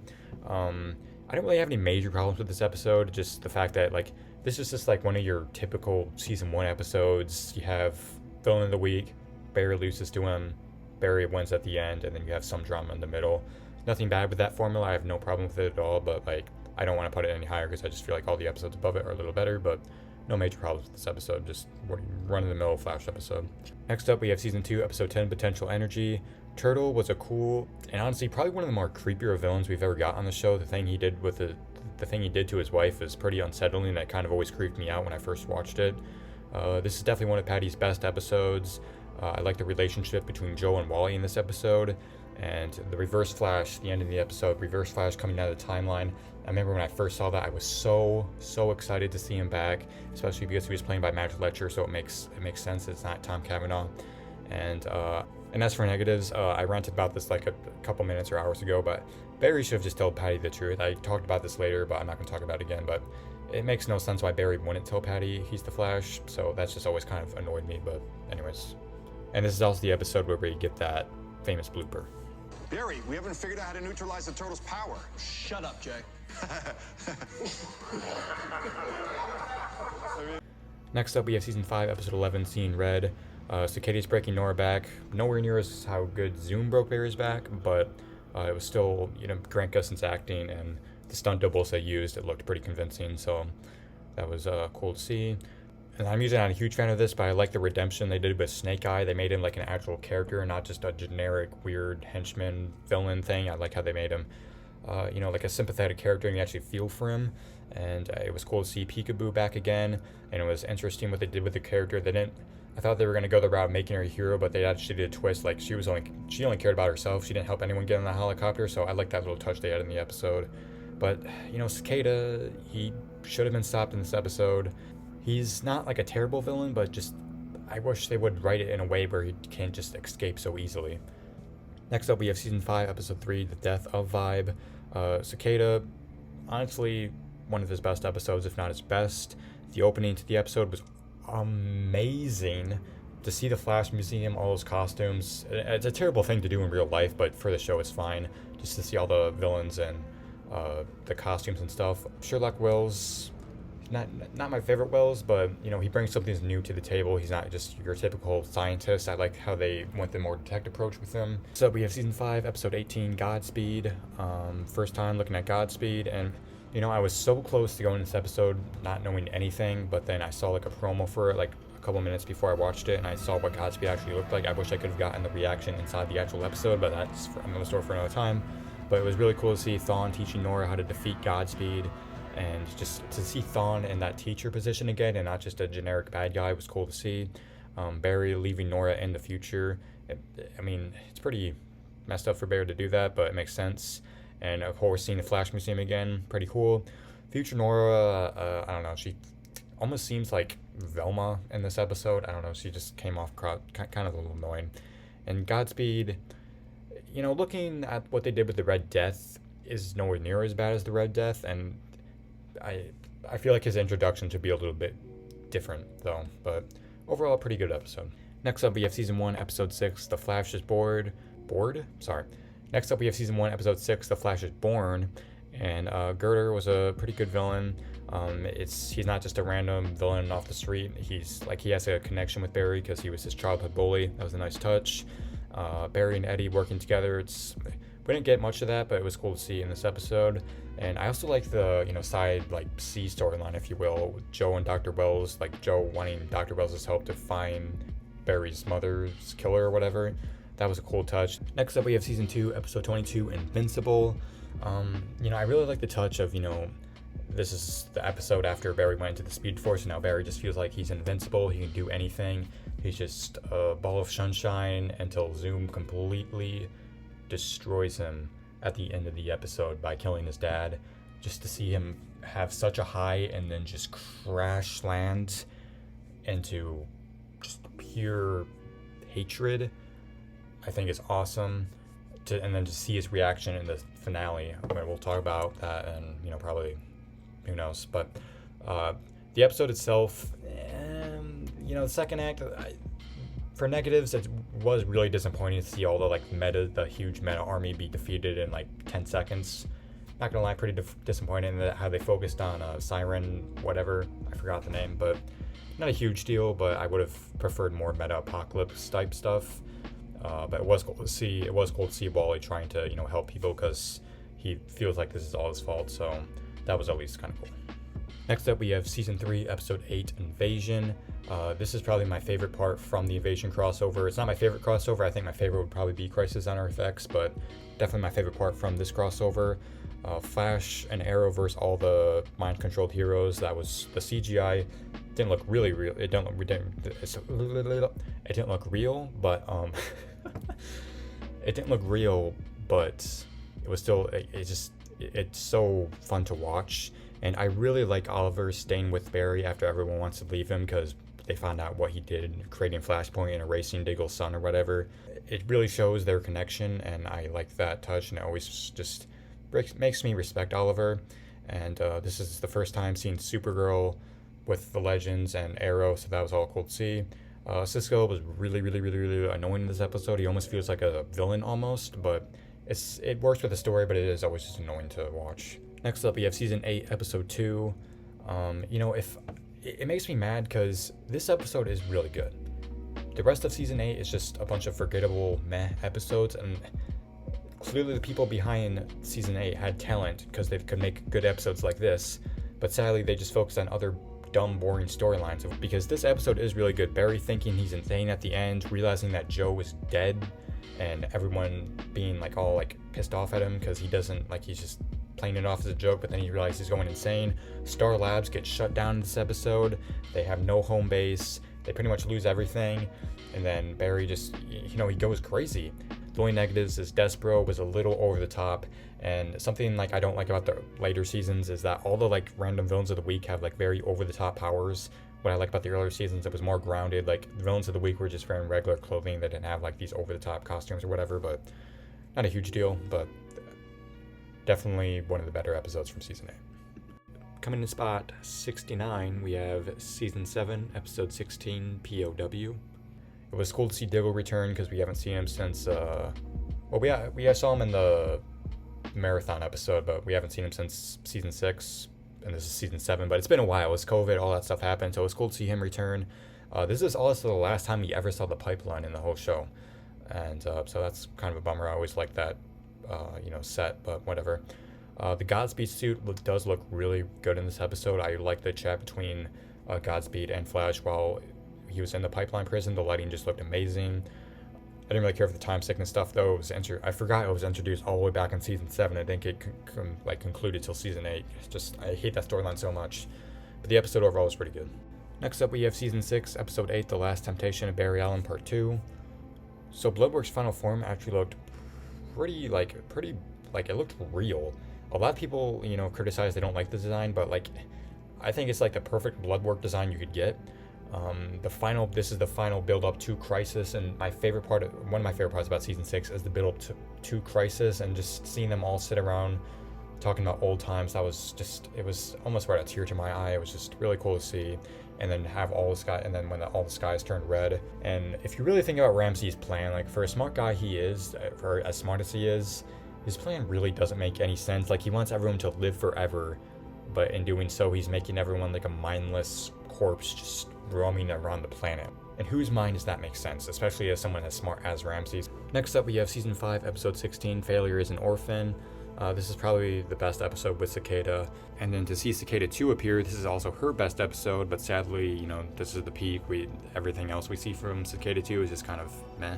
I do absolutely hate the whole, asking permission to give Cicada the cure. That is so dumb, so stupid. And if it wasn't for the Cicada 2 final battle, I would put this episode a little lower. And also, Acid Master, probably no one remembers him, but they put him in the pipeline in this episode, and he's kind of like with Dr. Hewitt. Is he still in the pipeline? Because we haven't heard from him since this episode, and the last thing we saw from him is that he's in the pipeline. So someone please let Dr. Hewitt and Acid Master out of the pipeline. Next up, we have Season 5, Episode 17, Time Bomb. Sherlock Wells telling Nora's story to the whole team was probably one of the best moments in the whole show. Then Barry speeding her to the pipeline, very well acted. You can feel the emotion, the tense, the disappointment from all the actors. You can just see it on all their faces. Just a very well done scene. Tom Cavanaugh killed it in the scene. Everyone killed it in the scene, honestly. The end battles also, between Cicada 2 was pretty good, but why I'm not putting this episode any higher is just, I like the end battle, but Cicada 2 wasn't really, it wasn't too good in this episode. I didn't really care for the storyline they were doing, and I kind of wish they would have kept Orlando around because he gets killed in this episode, and I would have liked to see her banter back and forth with him, but oh well. Next up, we have Season 6, Episode 18, Pay the Piper. This is probably Godspeed's best episode. He just looks the best. He's the most intimidating. The Godspeed versus Flash and Pied Piper was pretty cool to see. I liked Hartley's and Roderick's relationship, even though they did that pretty fast because no one really knows who Roderick is, but in the time they gave us with that character, they gave us a pretty solid relationship. I didn't really like the Crisis change. I've mentioned that before. I didn't really care about that. I won't talk about that anymore. I didn't really care for the Killer Frost stuff either. And there's this one scene that's really dumb. It's where Godspeed steals all the Godspeed's powers, and they didn't really even have to show it, but we just see all the other Godspeeds still fully in costume, lying on the ground on Iron Heights. That's pretty lazy. To solve that problem, they just don't show the computer screen. Coming in spot 64, we have Season 4, Episode 1, The Flash is Reborn. This is actually a pretty good season premiere for a meh season. I really like to see Barry going crazy, just writing on the walls, speaking Speed Force language. I will admit it was, a little too easy to get him out of the Speed Force, and the fact that he didn't remember anything was, kind of made me a little irritated, because what is the punishment then? If Barry didn't remember anything, there was no punishment, which that's what the Speed Force wanted to do. But the opening scene was pretty cool to see Peekaboo. Samurai was, a cool villain. I wonder how many times I said that phrase in this video so far. The cinematography and the CGI and the windmills, that all looked really cool. The setting, to see Barry in that amazing looking suit. This suit is so good. And it was also kind of, weird to see Wally in the old Season 3 suit. So, yeah, but, I can say a negative is Cyrus was kind of really annoying, but looking back at it, it's really not that bad, so I don't even really want to say it as a negative. But I just feel like the idea of her being team leader is just really dumb, because she should be a reporter, and they're not really making any money because she doesn't do any reporting this season. She's just in Star Labs the entire damn season. Next up, we have season 2, episode 7, Guerrilla Warfare. Gorilla Grodd was really cool in this episode, so I keep saying really cool. You know, just accept that. I'm gonna keep saying that. Just accept it. I can't even speak. I will admit, I liked his season 1 design a little better. I don't know why I changed it up a little bit. I find it really cool, or just engaging how Barry is, you know, trying to heal after Zoom kind of just completely destroyed him, and then seeing his father come back. You know, a lot of people thought Henry, his dad, was gonna be Zoom because he was just acting a little off in this episode. That would have been really cool to see, but what we got was still really cool. But it was cool to see him, you know, kind of bring Barry back up, lift him back up from what Zoom has done. Harry going into the reverse flash shoot and pretending to be Thawne, that was amazing. I remember the first time I saw that, I thought Thawne was back, and I just lost my mind. And seeing him try to act like Thawne, really cool. Next up, we have season 8, episode 4, Armageddon Part 4. Barry and Thawne switching suits was pretty trippy, even though I would have preferred the old reverse flash shoot.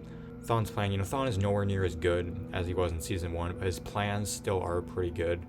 You know, like, they're just so elaborate and so complex, and just this whole plan of tricking all of Team Flash besides Barry to think that he's the actual Flash, I just think is really just so... It's actually, you know, pretty good writing. Like I said before, I just wish more season 8 episodes were like this. It was cool to see Damien Dark. It still has that terrible reverse flash shoot, and I mean, just look at this. You're too late, Alex. You're too late. Next up, we have season 7, episode 1, All Bells That Ends Wells. Nash Wells' sacrifice, you know, pretty emotional. It's cool to see all the different Wells coming out of him. Barry acting like all the Wells. You can tell Grant Gustin had a lot of fun doing that. The opening scene, nothing too special, but at the same time, it was just so amazing to see this opening scene, because this was like the longest break we've ever had from this show, because this is the first episode we've seen since COVID, because it was between season 6 and season 7, so it was, I remember I was so pumped, I was so happy to get back into watching Flash. Fortunately, this was a very terrible season, but this episode was actually pretty decent. The only thing I didn't really like is, you know, all the Wells die in this episode to create the new Speed Force, but in the next episode it all kind of like is for nothing, so technically they all died for nothing, and I do have a little problem with that, but if I ignore that, the episode's pretty good. Next up, we have season 4, episode 12, Honey, I Shrunk Team Flash. Dwarfstar was a pretty interesting villain. His powers was pretty cool, but I do have a problem with he shrunk a whole building in this episode and no one even noticed it, and you're telling me there was no one in that building? Really? I just feel like that was a little dumb, but Cisco and Ralph being small, it was just a fun little comedic duo. Cecile getting powers, I really did not care for. I just feel like they never even explained how she got those powers. It's just such lazy writing, and now she kind of just feels like a plot device most of the time. But I really like the prison storyline in this episode with Barry and Big Sur, and then at the end of the episode, it was so nice to see him running Big Sur to China, to the town in China, because that's where he's always wanted to go. Even though if you stop and think about it, he rushed him there with no money, no identity, and he was still in his prison clothes, and like, yeah, if you think about it, that's actually more of a negative, but you know, the music and what the scene was trying to infer, I think is good enough, so it's always, I rewatch that scene quite a lot. Next up, we have season 2, episode 2, Flash of Two Worlds. This is one of the best episodes, or if not the best episode, with fake Jake Garrick, because if you really think about it, we didn't get much episodes with fake Jake Garrick. I think Teddy Sears, you know, I never really knew him before The Flash, but after I watched The Flash, I got really obsessed with this actor. I just think he's just a really nice guy, and he's really good in this episode. Patty, you know, this is the first time we've seen Patty, and she was a good addition. Like, it makes me mad that she, you know, kind of got ran off the show, but she just has good energy, and she was cool to see in this episode. And I kind of like how Jay took over the role of Thawne, and you know, he's kind of Barry's teacher now, and he taught him how to throw lightning for the first time. Sand Demon was, you know, kind of just a generic villain, but I really did not care for like the fact that they just killed him and they didn't care, especially when it comes to like such a big plot point in later seasons, how like killing's wrong. But like dude, Barry literally murdered him in this episode, and they just act like, it's no big deal.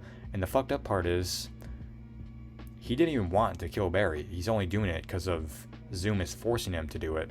So all he wanted to do, all Atom Smasher and all Sand Demon wanted to do, was just go home and they both got killed. But if you ignore that, episode is pretty good. Next up, we have Season 4, Episode 9, Don't Run. Barry and DeVoe, their conversations in this episode was, very engaging. I really like the set. The production design is very good. I'm curious how much money they spent on the set. And the Thinker versus Flash, like when they're flying through the city and DeVoe just crash lands in the river. And keep in mind, this episode took place in December, so that water is freezing cold. The fact that he survived that is pretty unbelievable. But the fight itself is pretty good, and this is also a Christmas-themed episode. Not my favorite Christmas-themed episode, as you can probably tell, but still, I like the Christmas aspect to it.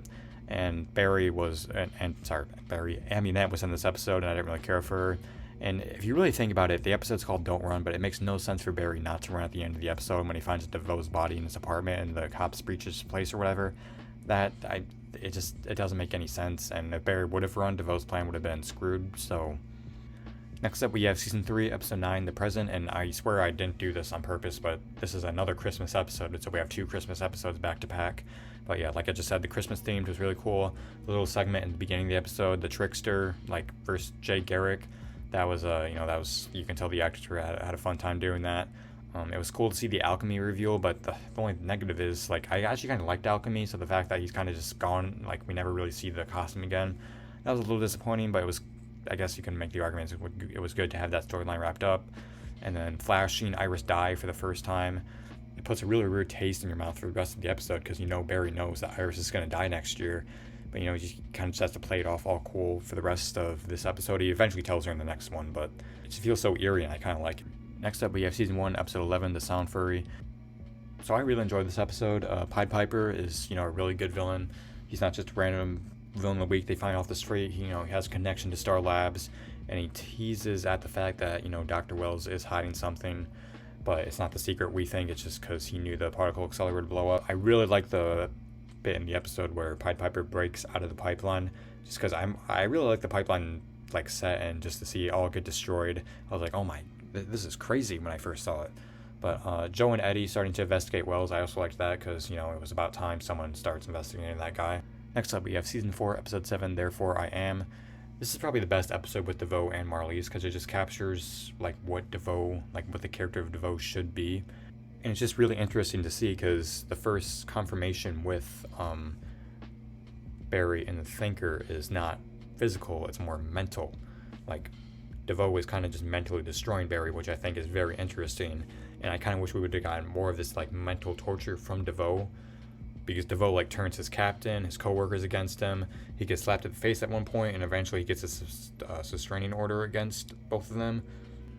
A very well done episode. I didn't really like the first time I saw it because I was more for the action side, but to see this new mental physical torture for Barry is cool to see.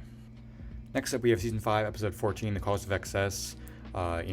Very cool episode to see Excess reversing time over and over and over again. It makes for a fun Groundhog Day effect. We've seen episodes like this before, but it's always fun to see this type of storyline. Camille and Cisco going on a date.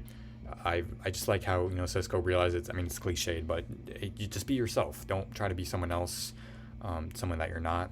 But if you really think about it, Excess could have easily stopped everyone being killed because you don't remember Cicada would capture someone and then they would die, then she would reverse time.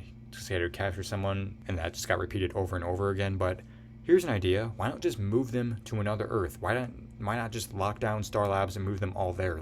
They're overcomplicating it. It was kind of stupid, but overall, it's still a very fun episode to rewatch and to watch it for the first time. And it's not really boring at all. So, still a really good episode. Next up, we have Season 4, Episode 18, Lose Yourself. This episode is just the end. The third act is absolutely great. The first and second act, I'll get out of the way, are terrible. I hate it. But the third act is what really saves it and which bumps this episode up so many spots because I just love it. Ralph is absolutely great. We have a museum dinosaur chasing him in the pipeline. Absurd, but it's also really cool. Harry losing his intelligence is a storyline I never thought they would do, but I actually kind of really like it. And I like how we finally got the actual actor for DeVoe back because Ralph's power allows him to shapeshift his face or whatever, so it's cool to see that. And I know I said I liked the end battle, but I was a little disappointed how we saw Null and Melting Point just laying on the ground dead. Next up, we have Season 8, Episode 1, Armageddon Part 1. The Flash and the Atom team-up was really cool because we haven't really seen that since Season 1, if you think about it. The Flash getting things done on his own, not relying on the team. I could say it's a positive for this, but, they eventually kind of go back to the old format, which is kind of a little annoying, but in this episode, he's getting things done himself. He doesn't need someone in his ear, so really cool. The Comic-Con thing, or I think it was Comic-Con, it was cool to see like a different setting, and the final battle between Despero and the Atom and Flash was, I thought, pretty well done. Next up, we have Season 3, Episode 2, Paradox, the Flash versus the Rival. The way the camera was moving while they were fighting, I thought it's such an engaging looking fight, and the way the Flash just like body slams the Rival, and he just goes flying through the town. That is like Flash action at its peak. Jay Garrick talking to Barry about time travel and like the coffee mug metaphor or whatever. It was cool to see Jay Garrick, and I think Jay Garrick is like the perfect one to explain that to Barry. And Alchemy was a pretty cool villain. Like I said, I kind of wish we'd gotten more of him. Cisco was kind of a Debbie Downer in this episode, and the whole episode itself is kind of like a depressing type episode. But it is that for a reason, so I can't really complain too much. Coming in spot 50, we have Season 1, Episode 1, The Pilot, the episode that started it all. I remember my dad showed me this episode on TV. I thought it was a movie, and I was so like disappointed when it ended because I was like, what? We never found out who killed Barry's mother. But then I realized it was a TV show, and I just watched it week after week after week, and eventually I fell in love with the show. I've hated this show. I despise this show, and then I also love this show because it's gone a lot of ups and downs. But overall, I still really respect the show, and this is the episode that started it all. So some might say it's a little unfair to have this episode so high because it's kind of just a basic episode, but I kind of disagree with that because this is the episode where we get to know all the characters, see them all interact with each other for the first time. The weather wizard was a good villain to start off the villains of the week, and I think the soundtrack for the final battle was amazing. Joe not believing in the impossible at all, thinking Barry's like just a complete lunatic, but then at the end of the episode finally believing him was refreshing to see. And it's just a fun, still kind of grounded to reality, almost feels like a CW soap opera. But it's just cool to see, watch this episode and then just see how crazy the show gets in the later seasons. Coming in spot 49, we have Season 2, Episode 5, The Darkness of Light. Barry and Patty going on the first date. That was cool to see. It was just fun to see them interact with each other. But, Barry being blind, so Cisco kind of has to, tell him what to do.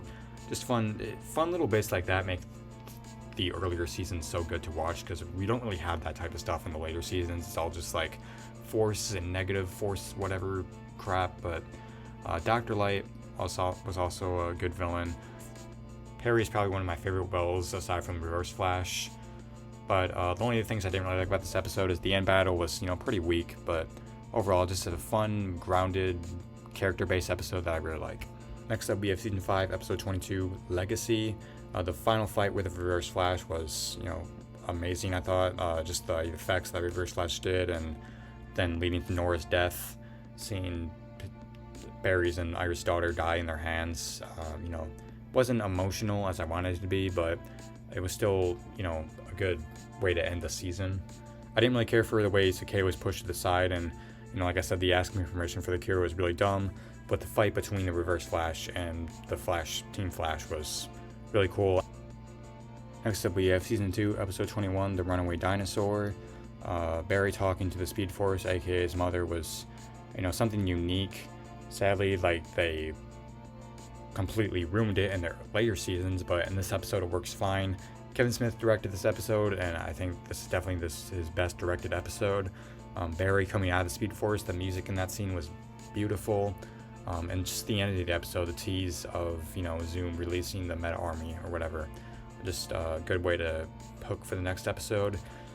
Zombie Girder was, it was kind of a weird villain. I think they should have used a different one, but it was cool to see the actor back, and the makeup was pretty good. Next up, we have Season 8, Episode 15, Into the Still Force. I really just like the tease between Zoom and Godspeed. We never really got that, but it was so cool to see. The Still Force was definitely this is the best episode with the Still Force, and I've mentioned a lot, I feel like a lot of the Season 8 episodes are just very forgettable and plain, but I think this episode has an interesting story, and just the lighting and cinematography I think looks really good. This shot looks amazing. I don't know how they pulled it off, but it just looks so real.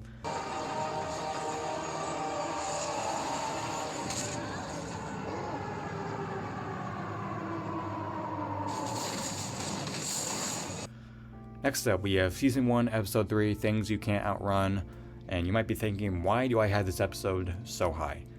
And I'll tell you why. So I'm very biased, but I really like The Mist. I think he's a very cool villain. I remember the first time I ever saw him, I just think he has such a, unique power of turning himself into poison gas. And I thought the actor did a pretty good job, so I always kind of researched him time to time.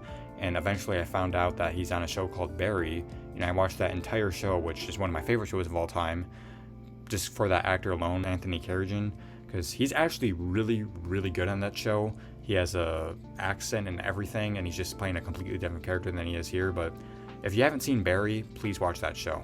It's a really good show, and it's kind of funny how that actor starred in a show with both of the protagonists' names are Barry. And I like the storyline of Joe reopening Barry's mother's case, and I like how, Team Flash realizes they have to do something with these prisoner metahumans, so they create the Flash prison in the pipeline. So I always like that storyline. So hopefully you're not too mad for me of having this pretty basic Flash episode in a very high spot, but I just think I always look forward to rewatching this episode, so that's why I have it so high, and hopefully you think The Mist is a cool villain just because of the reasons I said. Coming in spot 44, we have Season 3, Episode 13, Attack on Gorilla City, and I definitely like this part a lot more than the other part. Just the CGI actually looked really good in this episode. I can really see the texture, I can see the little hairs.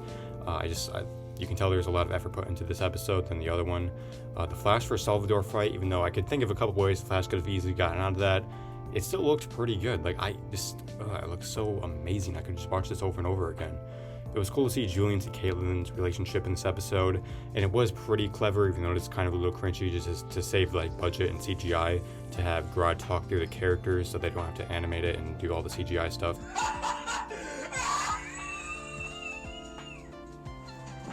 Next up, we have Season 4, Episode 3, Lucky to Be a Lady, or Lucky Be a Lady? That can't be right. Okay, no, that's the actual title, Lucky Be a Lady. So this is just like an extremely over-the-top, crazy episode. This episode just perfectly encapsulates what Season 4 is. It's just kind of an over-the-top, goofy type season. This episode honestly just kind of feels like a Saturday morning cartoon, something I'd see on Cartoon Network, like on Gumball or a regular show. Like, it almost feels like a series finale, just because the finale in this episode, we have planes almost crashing, we have the particle accelerator blowing up. It's just crazy. Like, I don't know why they went all out in this episode, but if I had negatives, it is kind of silly, but it's a fun episode to rewatch and it never gets old. But I feel like the power of Becky is just a little too overpowered, and they never really explain how it works. Next up, we have Season 2, Episode 13, Welcome to Earth 2. Earth 2 looked pretty great, just kind of like with Gorilla City. I'm surprised they were able to pull it off and make it look that good, just with all the outerior shots and everything. Meeting everyone's doppelganger, that was cool. You can probably tell the actors had a good time doing that. Fake Jake Garrick versus Geomancer, that was cool to see. It was cool to see some fake Jay Garrick, because we only get 3 episodes with him in that costume. And then at the end of this episode, Zoom just coming in and killing Deathstorm and Reverb. This is why I love Zoom, because he just totally stole the show. He totally stole the show, and he just came in there like a boss. Sorry, that was really cringy. But as for negatives, it's nothing too bad. But I feel like Barry was a little irresponsible, getting too involved with the Earth 2 Iris and Earth 2 Joe, and I just feel like Barry should have been smarter and not got involved with all that stuff. But still, overall, pretty great episode. Next up, we have Season 3, Episode 18, Abracadabra, and this Abracadabra is such a good villain. He's only, we only see him once this whole season. He's just so evil, and I love it. It makes me so mad that they ruined him in Season 7, but in this episode, he is absolutely fantastic. The suspense is crazy in this episode. The end battle looks great, because it's all during the day, but the CGI still looks pretty good, and I don't know, this episode just feels like The Dark Knight, almost like Christopher Nolan directed this episode. I keep getting Dark Knight vibes from this episode, but that ending where, Abracadabra could have done something right for once, but he just chooses not to tell anyone who Savitar really is, and just doesn't break eye contact, walks, and accepts his fate. I'm begging. But now, it's like I get to kill her too.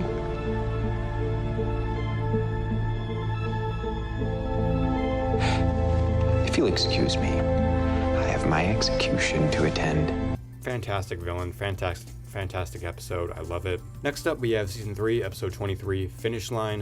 When this episode first came out, I really did not like it, but over the time, it's kind of grown on me a little bit.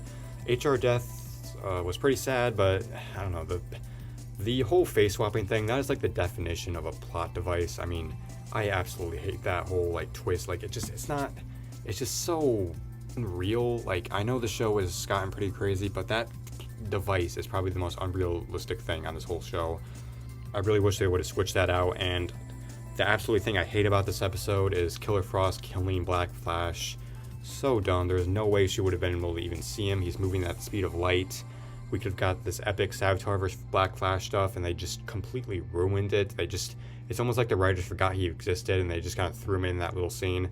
Really dumb, really stupid. And this technically is the death of Zoom, because we don't see Black Flash or Zoom in any future timeline. Anytime we see him later on, it's from the past. So pretty disappointing how that character came to end, but Flash, Kid Flash, Jay Garrick versus Savitar, seeing all the speedsters run through the woods, that was really cool. The end battle did look pretty good. Barry phasing the other Barry out of the Savitar suit and then turning it red, and I don't know, it almost looks more evil with red, just the way they lighted it. And the storyline still is interesting enough that keeps my attention. It's just fun to watch Flash action. And then the ending, I feel like this is one of the last good cliffhangers for the show. Barry just going off into the Speed Force. I think that was a really good way to end the season, to be honest, because Barry did mess up a lot this season. He made a lot of things go wrong, and to see him pay for some of his past doings, I think that was just the perfect way to end the season. Next up, we have season 1, episode 19, Who is Harrison Wells? The Everyman reveal creeped me out as a kid. I remember seeing that and I just was completely creeped out. And the more I think about it, I just think they didn't need to do all his makeup, but I really like the idea of the more you turn into other people, the more you just forget about your own self, and you're just kind of turning your body into a mannequin, because the more you do it, the more you'll just lose all your facial features. I just think that's such a cool touch. They didn't need to do that, but they went above and beyond, so that's why I'm putting this episode pretty high. Eddie was pretty good in this episode. The whole Joe and Cisco trying to find the actual Harrison Wells body was it felt like a CSI episode, which I really liked. I miss little crime investigation storylines like this. The Snow and Barry stuff, I'm sure everyone who ships Snow and Barry absolutely loved this episode, even though if you really think about it, it's not Barry, it's the Everyman, but who cares? Or should I say Hannibal Bates, which is a fantastic villain name. The only thing I don't really like about the episode is the end battle it wasn't bad, but the way the way Barry found Hannibal Bates was really, really, really, really unbelievable. He got so lucky. The fact that he just saw one random monitor glitch.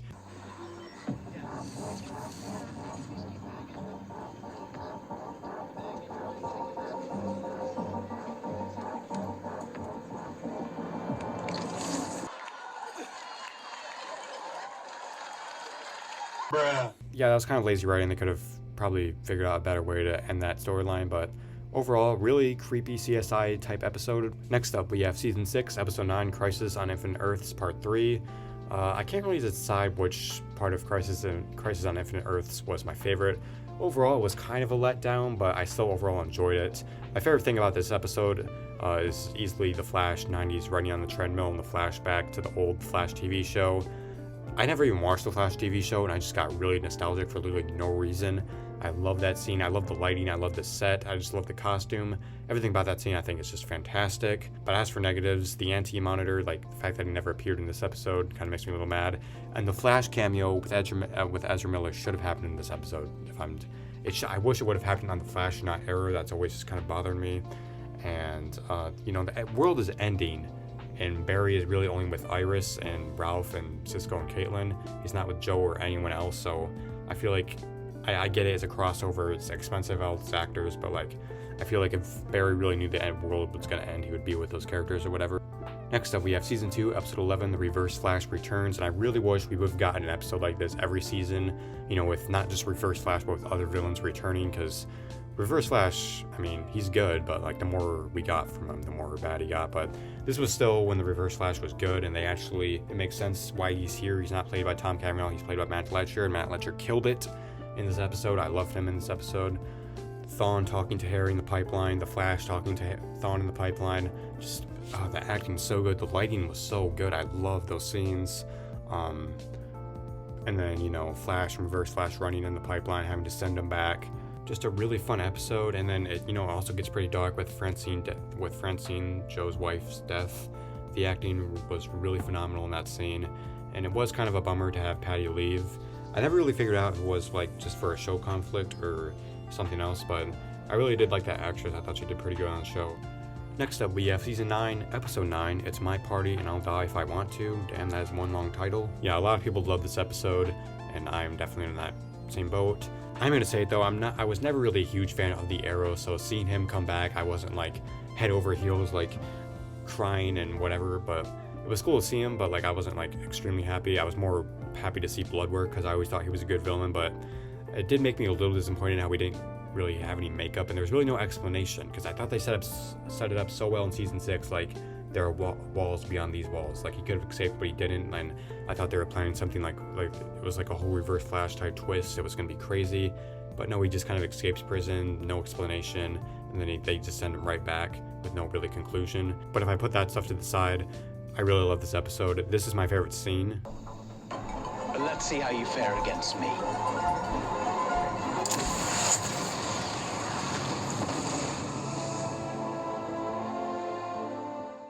Now that was just awesome.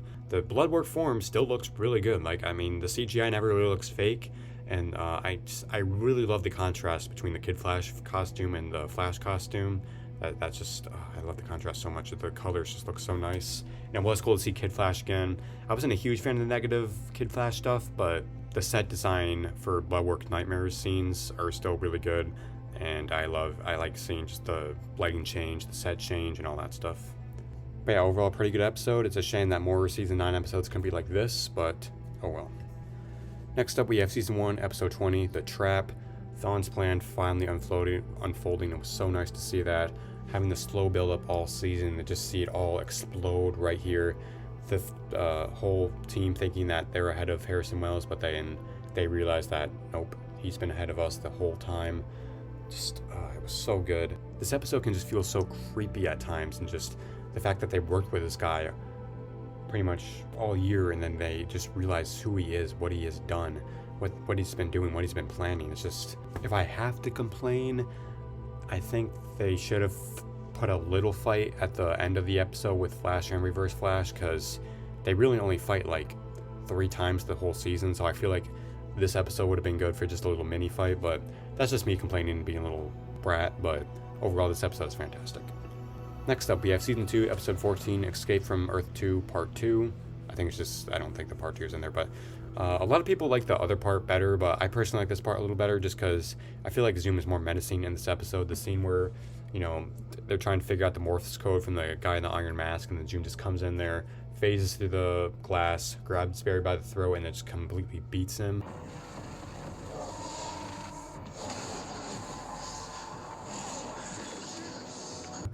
Wow, I have watched that scene so many times. The opening to the episode, Zoom's narration, the lighting, the costume, the way they shoot the whole scene. Why can't I wish the show would have been more like this. As for negatives, the Geomancer stuff was good, but I wasn't really a fan of, like, he completely just demolished a whole hospital building, and I just find that a little unbelievable. Just the fact that the fake Jay Garrick was able to take everyone out of there that fast. I feel like that was just a little overdramatic. They didn't need to go that big with it. Next up, we have Season 1, Episode 7, Power Outage. And you know, I honestly think this episode is really underrated. Not a lot of people talk about it. I feel like this is one of the first really intense episodes of the whole show, because every episode before this we would have Matter of the Week, there'd be suspenseful scenes, but there'd be other side storylines or more human aspect stuff. But this is the first episode where there's only really 2 storylines, and they're both filled with suspense. We have the power outage stuff with Corbin Gideon trying to get revenge on Harrison Wells and the whole causing the power to go out. And then we have the storyline with CCPD with the Clock King and Joe and Iris being held hostage. I was on the edge of my seat the whole time in this episode. I thought Blackout, he was a one and done villain, but he was great in this episode. You can understand why he would want revenge. And I thought Clock King was a really interesting villain. I wish they would have brought him back, but we never really saw him again. And they made Girder. I was never a huge fan of him, but this is his best episode by far. He's only in 3 episodes, but this is the best one because just watch the scene.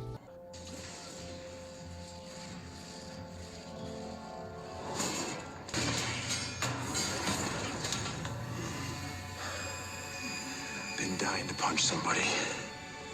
If you don't find that scene cool, I don't know what to do. But yeah, pretty underrated episode. I feel like it deserves more attention. Next up, we have season 4, episode 13, True Colors. I'm a really big fan of when they bring like villains of the week back. So it was cool to see, Dwarfstar, Guild Gorg, and Black Bison and Becky all back. That was cool. Dominic was definitely the best fake DeVoe, like the best body I could see DeVoe and Dominic the best, and he has this presence to him I really liked. And I'm not really a fan of Emunette, but this is definitely her best episode because I don't really find her too annoying in this episode. And Ralph shape-shifting into DeVoe, I feel like that was a clever way to get Barry out of prison. It didn't seem too forced, like the body swap thing in season 3, like the face swap.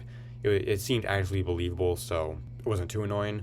But I don't understand why DeVoe would go after Becky's body. I mean, I kind of do because, Barry built a kind of a mini connection with her, but I feel like DeVoe would be smart enough to realize that that body can't handle all that powers, because in the next episode they're complaining about that. Next up, we have season 6, episode 4, There Will Be Blood. Love the Halloween theme. I love Ramsey in this episode. He is great. I think this is one of the best episodes with Nash Wells. I like the whole Cisco and Barry relationship in this episode. Cisco kind of going against Barry's orders, and probably one of the best performances from Jesse L. Martin. Not his best performance in the whole show, but one of his best. Just being very overwhelmed with Barry vanishing in crisis and their little talk at the end of the episode. Really good acting. I really love the hospital scene. Yeah, it's a little dumb. I feel like the Flash could have easily have stopped Ramsey there with the Blood Brothers or Blood Zombies or whatever you want to call them. But I just think the music, the way they opened the scene with, Ramsey sucking the blood out of the patients or whatever, I just thought was really creepy. And this is what made Blood work for me, one of my favorite villains. Next up, we have season 8, episode 3, Armageddon, part 3. It was cool to see the Flash vs. Black Lightning fight. It kind of brought me back to season 1, Flash vs. Arrow. I really like, Barry's on his own in this episode. No one really trusts him. Everyone thinks he's losing his mind, and I really like that aspect. I wish they would have done more stuff with that. Barry's reaction at the end of the episode is phenomenal, and it's nice to see the Hall of Justice again because they cut that whole building and they only used it back in season 3 and we've never seen it again, so it's nice to see that building. Next up, we have season 7, episode 15, Enemy at the Gates, and I think this is one of Godspeed's best episodes. Just the lighting, the depth of field, and the way the costume looks. I think the costume does look really, really good. It's just a shame that you really utilize the character to its best. The end battle I thought was pretty good with multiple Godspeeds all over the place, and I feel like Barry was actually a really good leader in this episode and was really taking control of himself. He wasn't getting beat, he wasn't getting kicked in the ass. He was taking control, he was being a good leader, and I like to see that. Next up, we have season 5, episode 9, Elseworlds, part 1, and this is definitely my favorite part from Elseworlds. I think the Flash episode was the best. Just like everyone knows, the whole switching roles with Oliver being Barry and Barry being Oliver. That was cool to see. My favorite scene from the episode was probably the pipeline scene. Just first off, it gave us all clarification that the way the medics went to the bathroom was there's a little toilet in there, so I'd like to see that. And then I just like the personality change with Barry having to dislocate his finger and Oliver finding it funny and everything. I feel like Oliver was kind of a little brat in this episode at some parts, because when he got shot with the arrows, he kind of made a whole fit about it. Barry was a much better sport, so I feel like Oliver was kind of being a big baby. But the Smallville scene, the Smallville music, I never really watched Smallville, but I just got really nostalgic for no reason. And I think the end battle was, what do you think I'm going to say? Pretty good.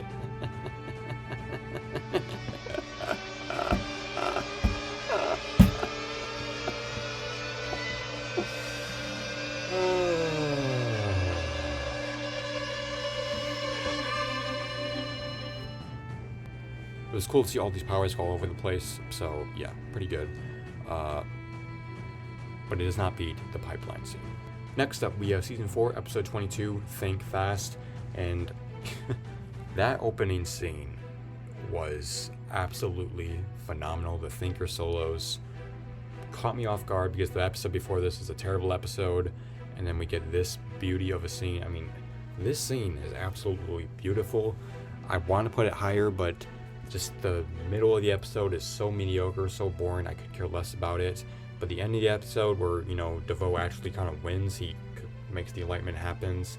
The ending and the opening is phenomenal, and I love the speech that the Thinker gives to Barry.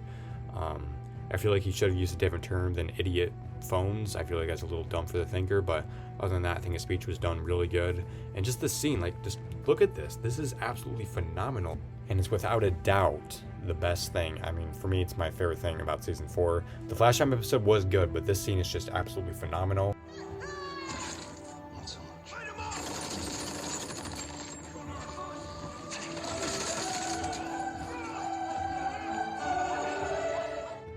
Next up, we have Season 3, Episode 7, Killer Frost. And speaking of good openings, this also has a very good opening with the Savitar.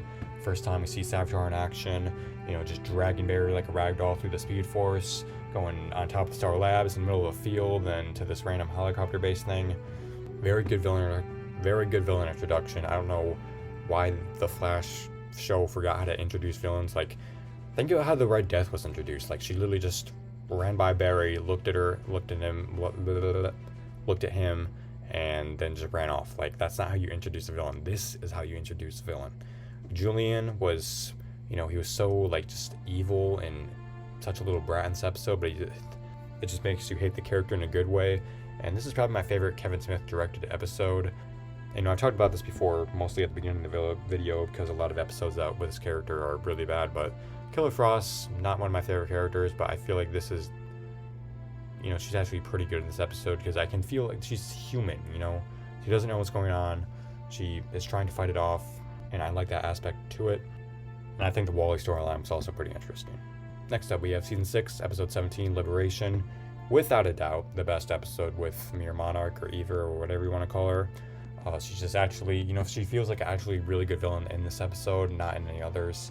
You know, the soundtrack for her, I talked about that later on, or earlier in the video. Really good. Sorry, I keep saying really good. I really do apologize. But the best thing about this episode for me is just the return of Bloodwork. Caught me by surprise. They didn't spoil it in any promotions. I was just, you know, casually watching the episode and they just returned. I got so excited. And I just love the quote he gives in the episode. There are walls beyond these walls. I love that line so much. And, you know, it's kind of interesting seeing the whole fight between Barry and Mir Iris, or Suri, if you want to call it. I thought that was kind of interesting because, you know, I can't really use the, you know, thing of Barry could easily just use his super speed because he was losing his super speed. So I feel like a fight between a non-speedster actually kind of makes sense in this episode. And I also like the one scene of, you know, the whole team turning on Barry because, you know, Suri tricks the whole she malfunction with the device or whatever. But yeah, pretty good. Definitely the best episode from the back half of Season 6. Coming in spot 24, we have Season 9, Episode 10, A New World, Part 1. I really do not like that title. Nevertheless, this is a really good episode. It has like Season 1 vibes. We finally have the return of Matt Letcher. It makes sense why the Reverse Flash is Matt Letcher, not Tom Cavanaugh. And they brought back the old suit, so it's not that terrible pajama looking suit. And I usually hate pep talks. I hate when Barry just talks to the villain. But in this episode, it makes sense. And I feel like this is the only time where words work better than punching. I originally had this episode a little higher, but I brought it down a couple spots just because I like seeing Barry interact with his parents and everything, but I just feel like it was a little too forced. Like they're kind of like a little too nice, and it kind of came off as a little creepy. And a lot of people talk about how this is like a full circle episode, but I don't know why everyone, like, it kind of makes me mad because it doesn't really make any sense. Because that Barry from that original timeline, we never followed that Barry. That was a Barry who grew up with both of his parents. So it doesn't work out. It would never come full circle. This is like a whole new circle inside the other circle. And since Crisis changed everything, it's a circle inside a circle inside a circle that's not even halfway complete.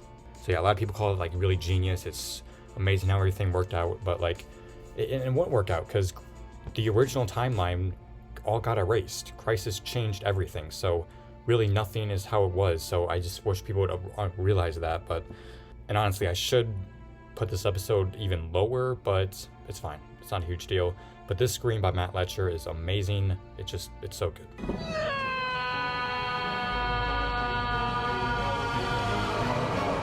Isn't it? Okay, so I might have to hire a bodyguard after this next pick, but next up we have Season 9, Episode 13, A New World Part 4. Please don't kill me. Yeah, so if you didn't just dislike and leave the video, I know this is a really bad episode. It's terrible, it's just insulting the way the show went out like this.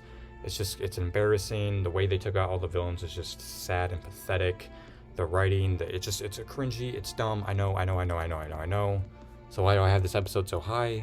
Yeah, it's all those things, but it is just so fun to rewatch. It's so bad, it's so good. It's so bad, it's one of those episodes, it's just so good.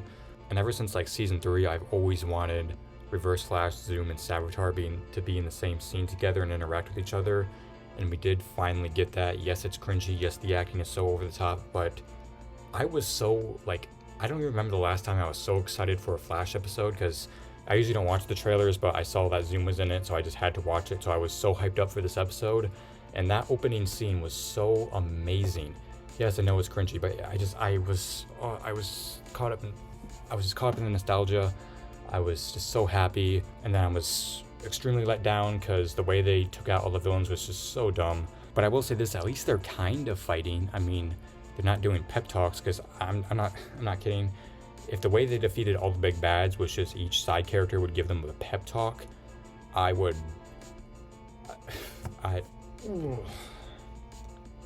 probably lose my mind. I'm still not saying what they did was good, but at least they gave Zoom this cool effect right here, and they didn't treat him like the way they did with Savitar, who just got stabbed in the back. And it's really messed up if you think about it, because Nora is technically killing her own father, and it goes also against everything they were saying about no killing, because they're technically killing all the villains here.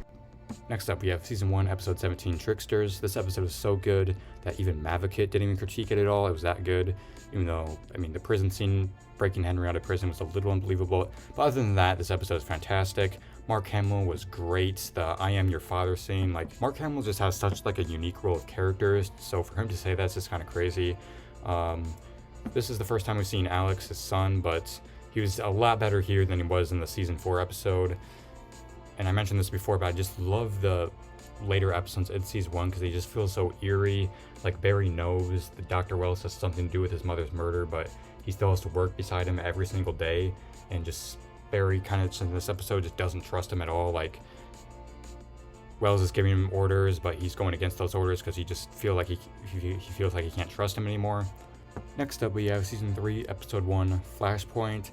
A lot of people hate this episode. They think it's just a really big disappointment, but I think if you just get over the fact that they did their own version of Flashpoint, it didn't last a whole season, just lasted one episode. I think if you just get over that, this episode is really, really good. Seeing Barry getting the life he's always wanted, Wally being in the Kid Flash costume for the first time, the Rival was an interesting villain to introduce, and the Reverse Flash, I mean, this is probably one of my favorite episodes with the Reverse Flash. The ending to the episode where Flash has to ask Thawne to kill his mother. The acting in that scene was so good. And this is also one of the first times we've ever seen Barry work with another speedster to defeat an evil speedster, because we see Flash and Kid Flash working together to defeat the Rival. That was all pretty cool. As for negatives, the only thing I didn't really like was the cliffhanger, because when Barry got back to his old timeline, like, right off the bat realized that something's not right, like, some stuff is different, but like, the big cliffhanger is Joe and Iris don't talk anymore. And the music gets all dramatic, and we're led to believe that this is a really big problem, but it's just a pretty standard generic problem, so I don't know why they made that like the huge change. Next up, we have Season 3, Episode 15, The Wrath of Savitar. The scene where Wally gets sucked into the Speed Force was pretty dark, probably one of like the most darkest moments on the whole show. This was the first time we saw Savitar not in CGI form, and I've tried to look all over the internet. I cannot find any behind the scenes because I'm really interested to see like what the behind the scenes stuff was like, because first off, I want to know how much money that suit cost to build and how they got someone inside that thing and how they get someone outside of it. I just think it's so interesting, and I appreciate that the whole like production team got something like that built. This was also the first episode where we see 3 speedsters running all at the same time. And I really like Savitar's plan in the episode and the big twist, like, because in episode 9 they throw the Philosopher's Stone in the Speed Force, and we all think that's a good thing because it's lost forever. But since Savitar is stuck in the Speed Force, they just gave him the keys to break out of his own cell, essentially. And I really like the serious tone to this episode. It has a very dark, desaturated look to it, and I just feel like that adds to the episode a lot. Next up, we have Season 3, Episode 16, Into the Speed Force. This episode gave me what I was waiting for ever since the finale of Season 2, and that is the Flash versus Black Flash. I've been waiting for him to show up all season. They brought him in Legends. I'm like, what? They bring him in Legends, but they don't bring him in the Flash, but they finally brought him in this episode. I absolutely love that whole scene, even though they only used him for 30 seconds. I don't think the writers know how to use Black Flash, because they literally kill him in this episode. Like, he blows up, and then he's just mysteriously back on Legends of Tomorrow. Like, I don't know if the writers knew that he was supposed to be on Legends of Tomorrow, but yeah, that doesn't really make any sense. And then they just kind of throw him in the finale of Season 3 as a quick 30-second or more 15-second cameo, and then just have him die. But I still really like the design and look of Black Flash. And if you ask me, and if you ask me what the most missed opportunity was with the show, was just not using Black Flash more. Because if you look on YouTube, every video with him has over 1 million views. Some have 17 million views, some have 10 million views.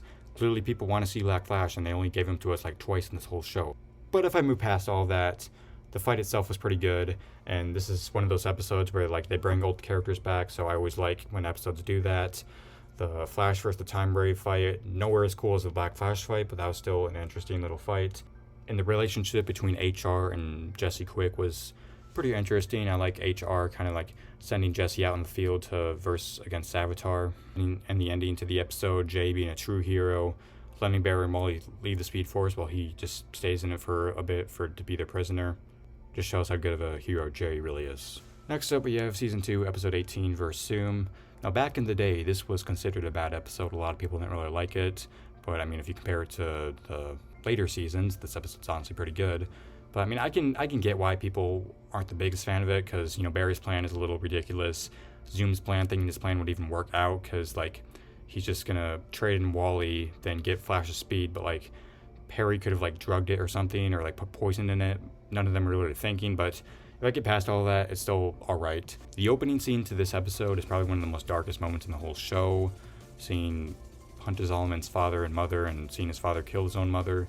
Yeah, that was overall just a pretty dark scene for the Flash, but I absolutely just love the scenes of Barry talking to Zoom. This was one of the first times we've seen Teddy Shears transition over to the Hunter Zolomon role, not the Jay Garrick role, so I think the switch was pretty good.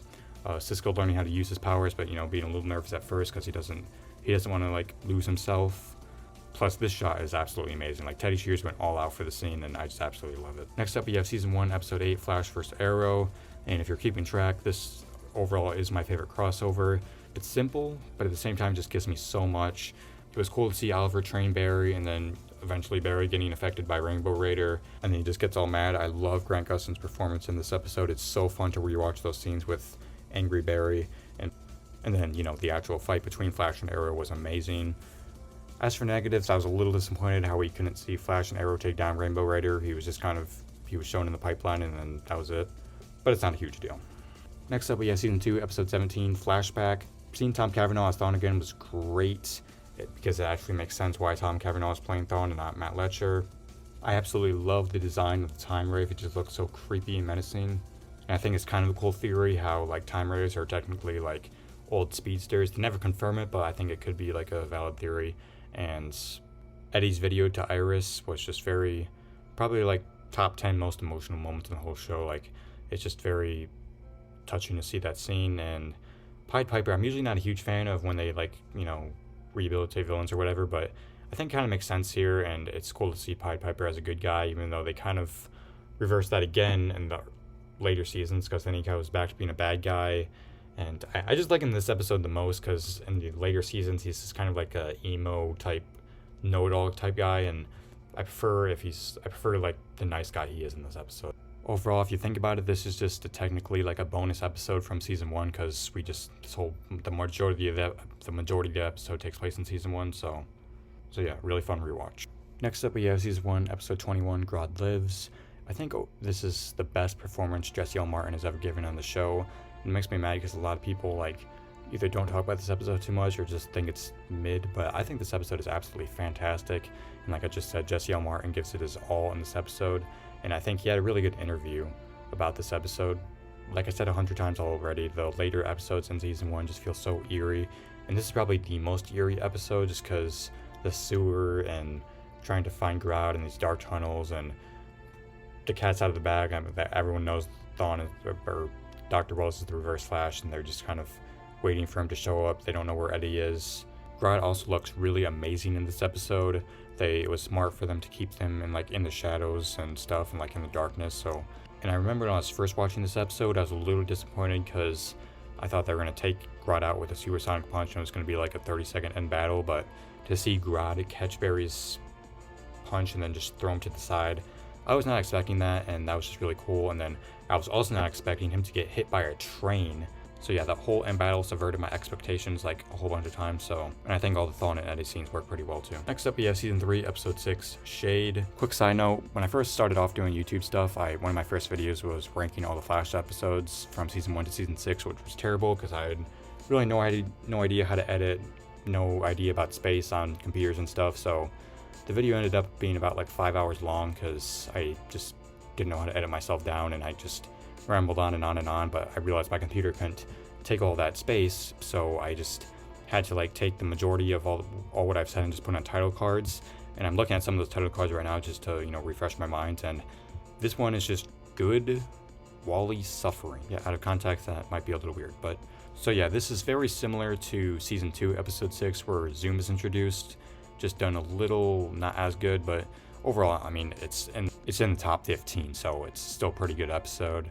When Savitar showed himself for the first time, I was so confused because I had really no idea what I was looking at, but I was still really intrigued, and I was excited to see how they deal with him in the next episode. And I thought at first it was a mistake, they forgot to edit him in or something, because when Barry's just on the ceiling, we don't see Savitar, but in the next episode they confirm that only he can see him, so it makes sense why they didn't show him there. And there's this one guy on the SWAT team who has such an intimidating voice. I kind of wish they would have used him more in the show, because he just has such a demanding voice, and I just love it. Get on your knees now! Don't move! Don't move! Get down! On the ground. I said get on the ground. The only thing I didn't really like was the opening wasn't as exciting as the season 2 episode 6 or the first and second act was. They kind of just throw in this random villain, Shade, who just gets taken out halfway through the episode and then just is never mentioned again. So I kind of wish they would have maybe tweaked the opening a little bit, but it's not that big of a deal. I'm just complaining to complain. Next up, we have season 2, episode 9, Running to Stand Still. I absolutely love the Christmas theme, and if you're paying attention, you know one of the things I like about this show are the villains. So I was super excited to see Weather Wizard teaming up with Snart and Trickster. That was really cool. The end battle in this one is it's so entertaining. It kind of feels it feels like something I'd see in an animated show almost. I'm not saying that as a negative, if anything it's a positive, but I also really like the Patty out for the revenge plot. I just think that's kind of an interesting thing they threw in the episode. And then, Zoom saying Merry Christmas was just great. And also, I think this is one of the best looking Zoom episodes because the way he's lighted in the episode makes him just look so intimidating. Next up, we have season 7, episode 2, The Speed of Thought, and I'm as surprised as you that season 7 episode was able to make it this high. I think this episode is really underrated. As much as I hate season 7, this episode is really good. If I wanted to rewatch any episode, it would be this one. If you ask me, intelligence is the most powerful weapon a human can have, more than money, more than anything. If you have intelligence, I feel like you can be unstoppable. And so the fact that they made intelligence the villain in this episode, I just think works so well. The acting and writing is really top notch. Just to see Barry getting so smart, he just gradually acts more and more like a robot. He has no emotion, no sympathy for anyone. He just feels like a program that's just spitting out numbers and facts. The final battle is just balls to the wall insane. I mean, we got Killer Frost taking Velocity 9 and becoming a speedster. Balls are going everywhere, guns are going everywhere, simulations are happening, and then eventually Barry takes them all out. And the whole episode is Barry getting things right, thinking he has everything in control, but then he realizes he's wrong in the end, and then Iris doesn't want to come out of the mirror dimension just because she knows that something's wrong with Barry. It kind of reminds me of that regular show episode where, Rigby creates this rig juice and he becomes really smart. I think it's a little messed up how they destroyed the Speed Force at the end because, Nash gave his life for that and all the other Welleses did, but not a huge deal. It kind of is, but not a huge problem. Next up, we have Season 1, Episode 9, The Man in the Yellow Suit. This is the ultimate Christmas-themed episode. I remember because this was one of the first TV shows I ever watched, and I didn't really know how they were going to structure the whole season. I was just assuming like the big twist would be like we wouldn't find out the whole like Man in Yellow stuff till like the very last episode. But the fact that they introduced him in this episode, I was just so surprised. I was like blown away how they actually introduced him in this episode. And just the design of the Reverse Flash just looks so creepy and eerie. I love the vibration effect and the red glowing eyes. Just look at this and then look what they did with it in season, I don't know. The first fight between Reverse Flash and Barry is just amazing. How many times have I said that in this damn video? Barry finally telling Iris how he feels about her, and again, Reverse Flash saying Merry Christmas is great. I love that little touch. I mean, this episode is so good that Mavicat didn't even critique it. Like, he didn't critique the Trickster episode, and he didn't critique this episode, so that just shows it's good. So coming in spot 10, we have Season 5, Episode 8, What's Past is Prologued. So unlike the series finale, the showrunners here actually knew how to use the main villains. I'm not going to say what they did was perfect, but it was a lot better than what they did in the series finale. Savitar, they just recycled the footage, so I can't really talk about there. And Reverse Flash was just played by Tom Cavanaugh, so I mean, that's just, we've seen it at that point, so it's nothing too special, but I was just really happy that they brought Teddy Shears back, and it still had that same type of Zoom feel. I feel like what they did with Season 9. I was a little mad that they kind of, like, the way Zoom was defeated, he was taken out by the Time Rave or whatever. That was a little ridiculous, because, like, even if it was a time remnant, I feel like Barry should have been a little bit more concerned. But if I push all that to the side, I still really enjoy seeing Barry Nora travel through time. I am a little biased just because it has Zoom in it for a couple seconds, but I really don't care. Does this episode deserve to be this high? Maybe, maybe not, but I mean, it's a fun rewatch for me. I can rewatch it anytime and just have a good time with it, because we're just revisiting seasons that I enjoy. And I also just love the particle accelerator scene when they're in the time vault and it goes off, and we see all these little things happening, like Weather Raisin getting his powers, DeVoe getting his powers, and and all that stuff. That is just a really cool scene. The music, that is just a really well put together scene. I just feel like that scene alone deserves to be in the top 10, so yeah. Next up, we have Season 2, Episode 20, Rupture.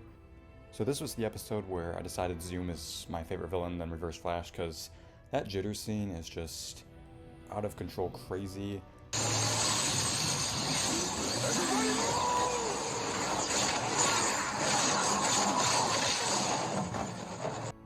I like the relationship between Cisco and his brother, and I like this little bit in the episode where the final motivation for Barry to decide whether he should make his powers come back or not is when he notices that, like, one of the cops that Zoom killed was a mom, and now another kid has to grow up without their mother.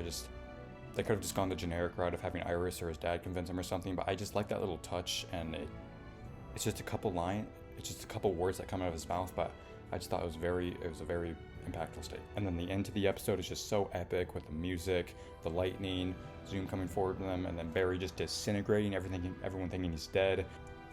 And one thing that I kind of wish they would have done in this episode is when Zoom was like talking to the camera, exposing that the Flash is just a hologram to Central City.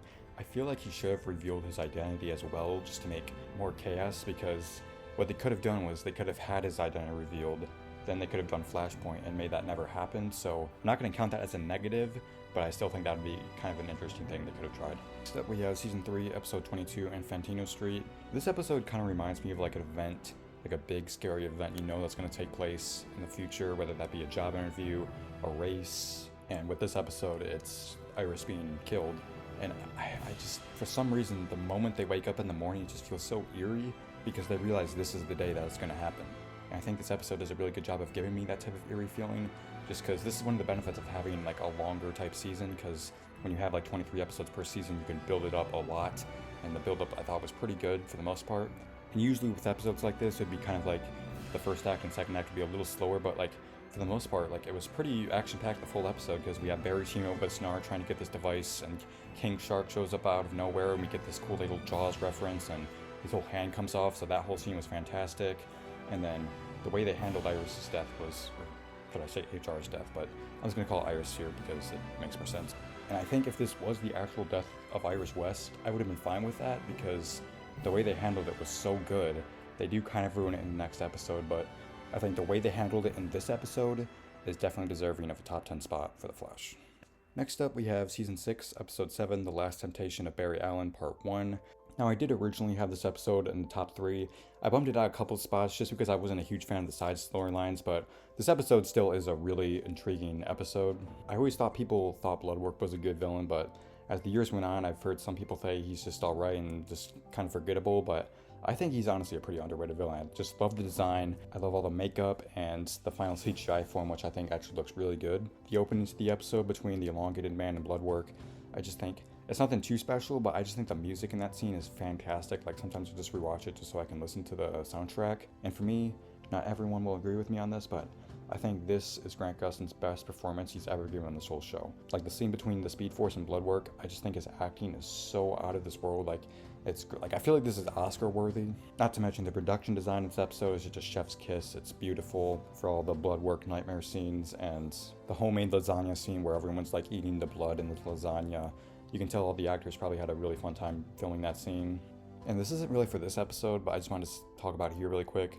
A lot of people have seen the Advocate videos. I have. I really love them. I think they're really well made videos, really well edited, really well said, unlike what I'm saying, because I suck at talking. But after watching those videos, a lot of people realize this show is not good at all. They've never put any effort into the show at all, which I do want to just talk about that for a second. Because yes, I'll admit the Flash could easily take down a lot of villains in the show, and episodes should only be like 5 seconds long because of that, but that doesn't mean they're not putting effort into the show. Yes, the writing not be the best, but you know, they're still getting up every morning, they're still filming this, everyone's having a job here, everyone's still working hard trying to get this out on a deadline, the actors are learning their lines, the production team is working hard, the makeup team is working hard, and now don't get me confused with Chris Sutton saying just because they do all this stuff doesn't mean it has to be good. I mean, I put in hours of work on this video, does that mean it's going to be good? No. But I just hate when people say they don't put any effort into anything, because they're still putting effort into this. So when people say the show was never good because they never put any effort into it, don't make that your critique. And I bring this up around this episode just because I can tell that they put in a lot of work with this episode. Next up, we have Season 1, Episode 22, Rogue Air, and this is one of those episodes where I just kind of like for no reason. I mean, people probably enjoy this episode for the most part, but they probably won't call it one of the greatest episodes of all time. I think it's one of the greatest episodes of all time, because if you've been paying attention, you know, really the main thing I like about the show is just the villains. I like watching villains of the week. I know that's kind of an unpopular opinion, but so to see them all come back in this episode, I just was so excited. I remember I was so pumped for it. And I think I've already talked about this before in the video, but I just like, what I like about the earlier seasons is that the villains feel like villains. They don't have over-the-top costumes. They're just kind of wearing regular clothing, and sometimes the dialogue could be a little over the top, but for the most part, it feels genuine. When they all pop into the truck, the fight is pretty quick, but it's still really cool to see, and it's better than what they did with all the villains in Season 9 or whatever. It was nice to see the Flash using what he's learned all year to use them against the villains that it took him a whole episode to defeat. And I think we should just have a moment of silence, because this is the last shot we ever saw of the Mist in this whole show. And then not to mention, we have an action-packed third act with Reverse Flash versus Flash, Arrow, and Firestorm. Such a good fight, and I found it really creepy when I saw Reverse Flash without like the vibrating effect. Don't get me wrong, it looks good. It looks better than the Season 8 and Season 9 pajama suit, but I just thought it was so creepy when I first saw it. Next up, we have Season 2, Episode 23, The Race of His Life.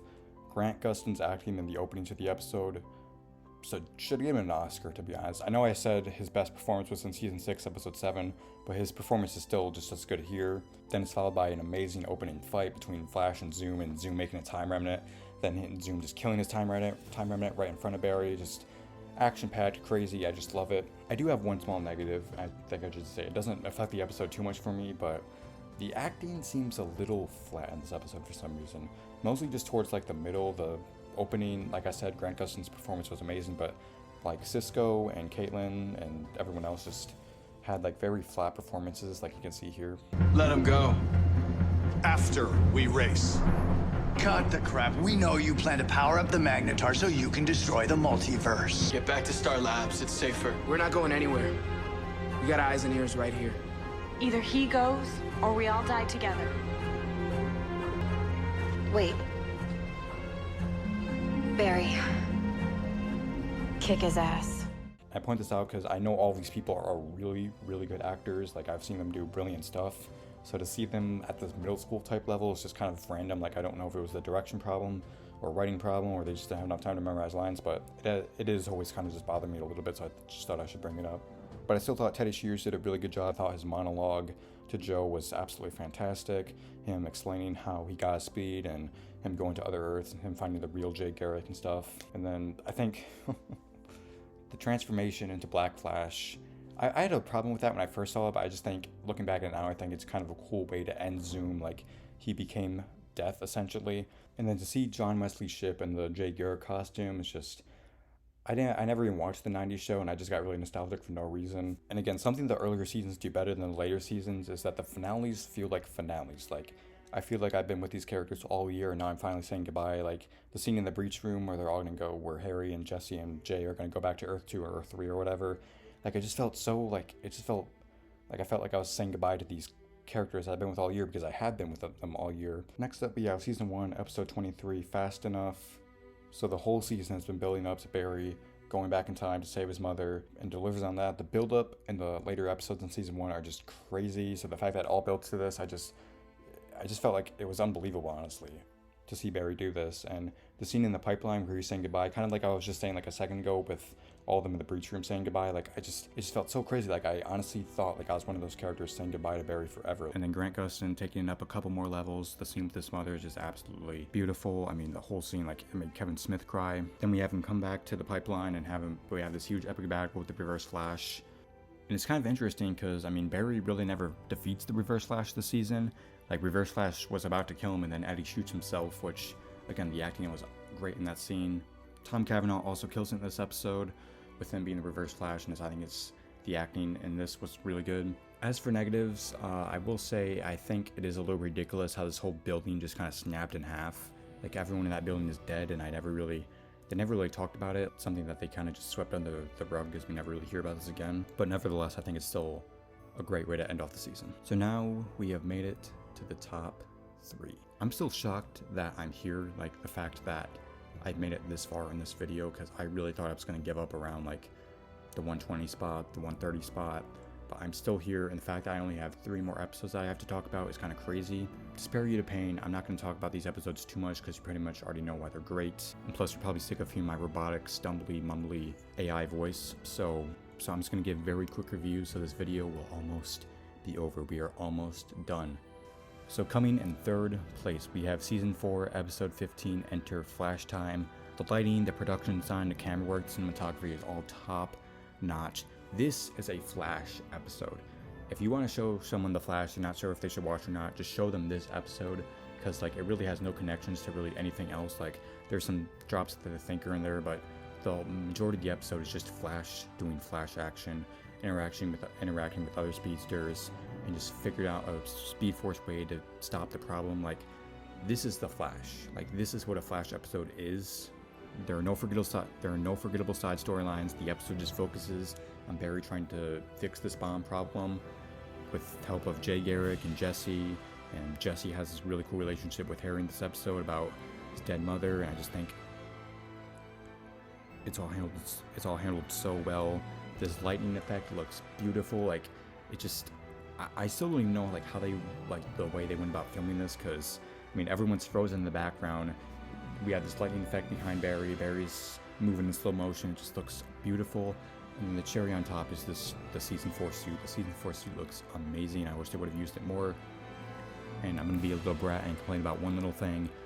So some shots are in day and some shots are in night. So there's some like day-night issues, because I guess the episode can't decide if it takes place at night or takes place during the day, but that's the only negative. Overall, this episode's still beautiful, and I love it. Coming in 2nd place, we have Season 2, Episode 6, Enter Zoom. Just look at this.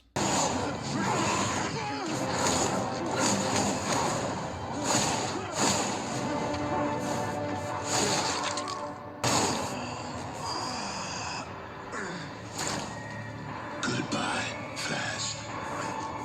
You two weren't fast enough. You can just feel every single punch that Zoom gives to Barry. You can just feel that. Like, that's something that the later scenes can really never do. They just don't have really any good fight scenes. This is the way to introduce a villain. I've never seen a better introduction to a villain like this. This is just top tier. I mean, just look at the way they introduced the Red Death, and then look at the way they did it here. This episode kind of feels like you're just sitting on a porch on like a cloudy day. You know that there's a storm is coming. It gets closer and closer, and then finally go back inside when the rain starts picking up. thunder happens and it's just this big epic storm. This is that. This episode. It starts off kind of slow, but it's still engaging, but it's not like, you know, anything too epic. And then when Zoom confronts Linda, that's when the storm starts, and it's this big epic storm. It's this big epic fight. I was just like in shock after this episode, and I can still rewatch this episode till this day and get the same type of feeling I did back in the day. Like, I mean, honestly, like, how could you not think Zoom is a good villain after this type of introduction? Like, I just don't believe anyone could actually think that. But coming in first place, my all-time favorite Flash episode is Season 1, Episode 15, Out of Time.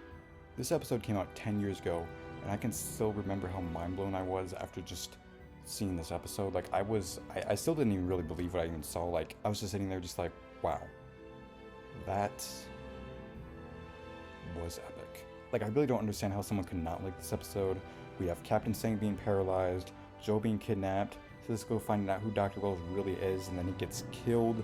We have Weather Raising creating an entire tsunami that destroys all of Central City, and then Barry just time travels, and we're back to the beginning of the episode, and this was something that I didn't even think was going to be accomplished this season, but now it's just here, and I'm like, what? Now, some people might think it's kind of weird to call this your all-time favorite Flash episode when the episode technically didn't even happen, but my counter-argument to that is, first off, Crisis changed everything, so technically everything between Season 1 and Season 6 never even happened, which I'm not saying it's a good thing, but that's just how things are now. And plus, like, it's not like a random filler episode that I think is really good. And plus, this isn't really technically an episode that gets erased, because this is an episode where Barry gains a tool that he can use now on. And also gives Cisco a tool because he starts vibing about this episode, and this is where he gets his first vibe powers. So it's really not an episode that never really happened. But, I mean, just come on, the whole scene where Cisco dies, I mean, that scene is just... I mean, I can't even describe it, to be honest. I'm not even going to really talk anymore because I'm just sick of hearing myself talk, but this episode is honestly the best thing I've ever seen on television ever. This show has given me the best thing I've ever seen on television and also the worst thing I've seen on television, but I don't care because this episode is just breathtaking. I just will never get sick of this episode.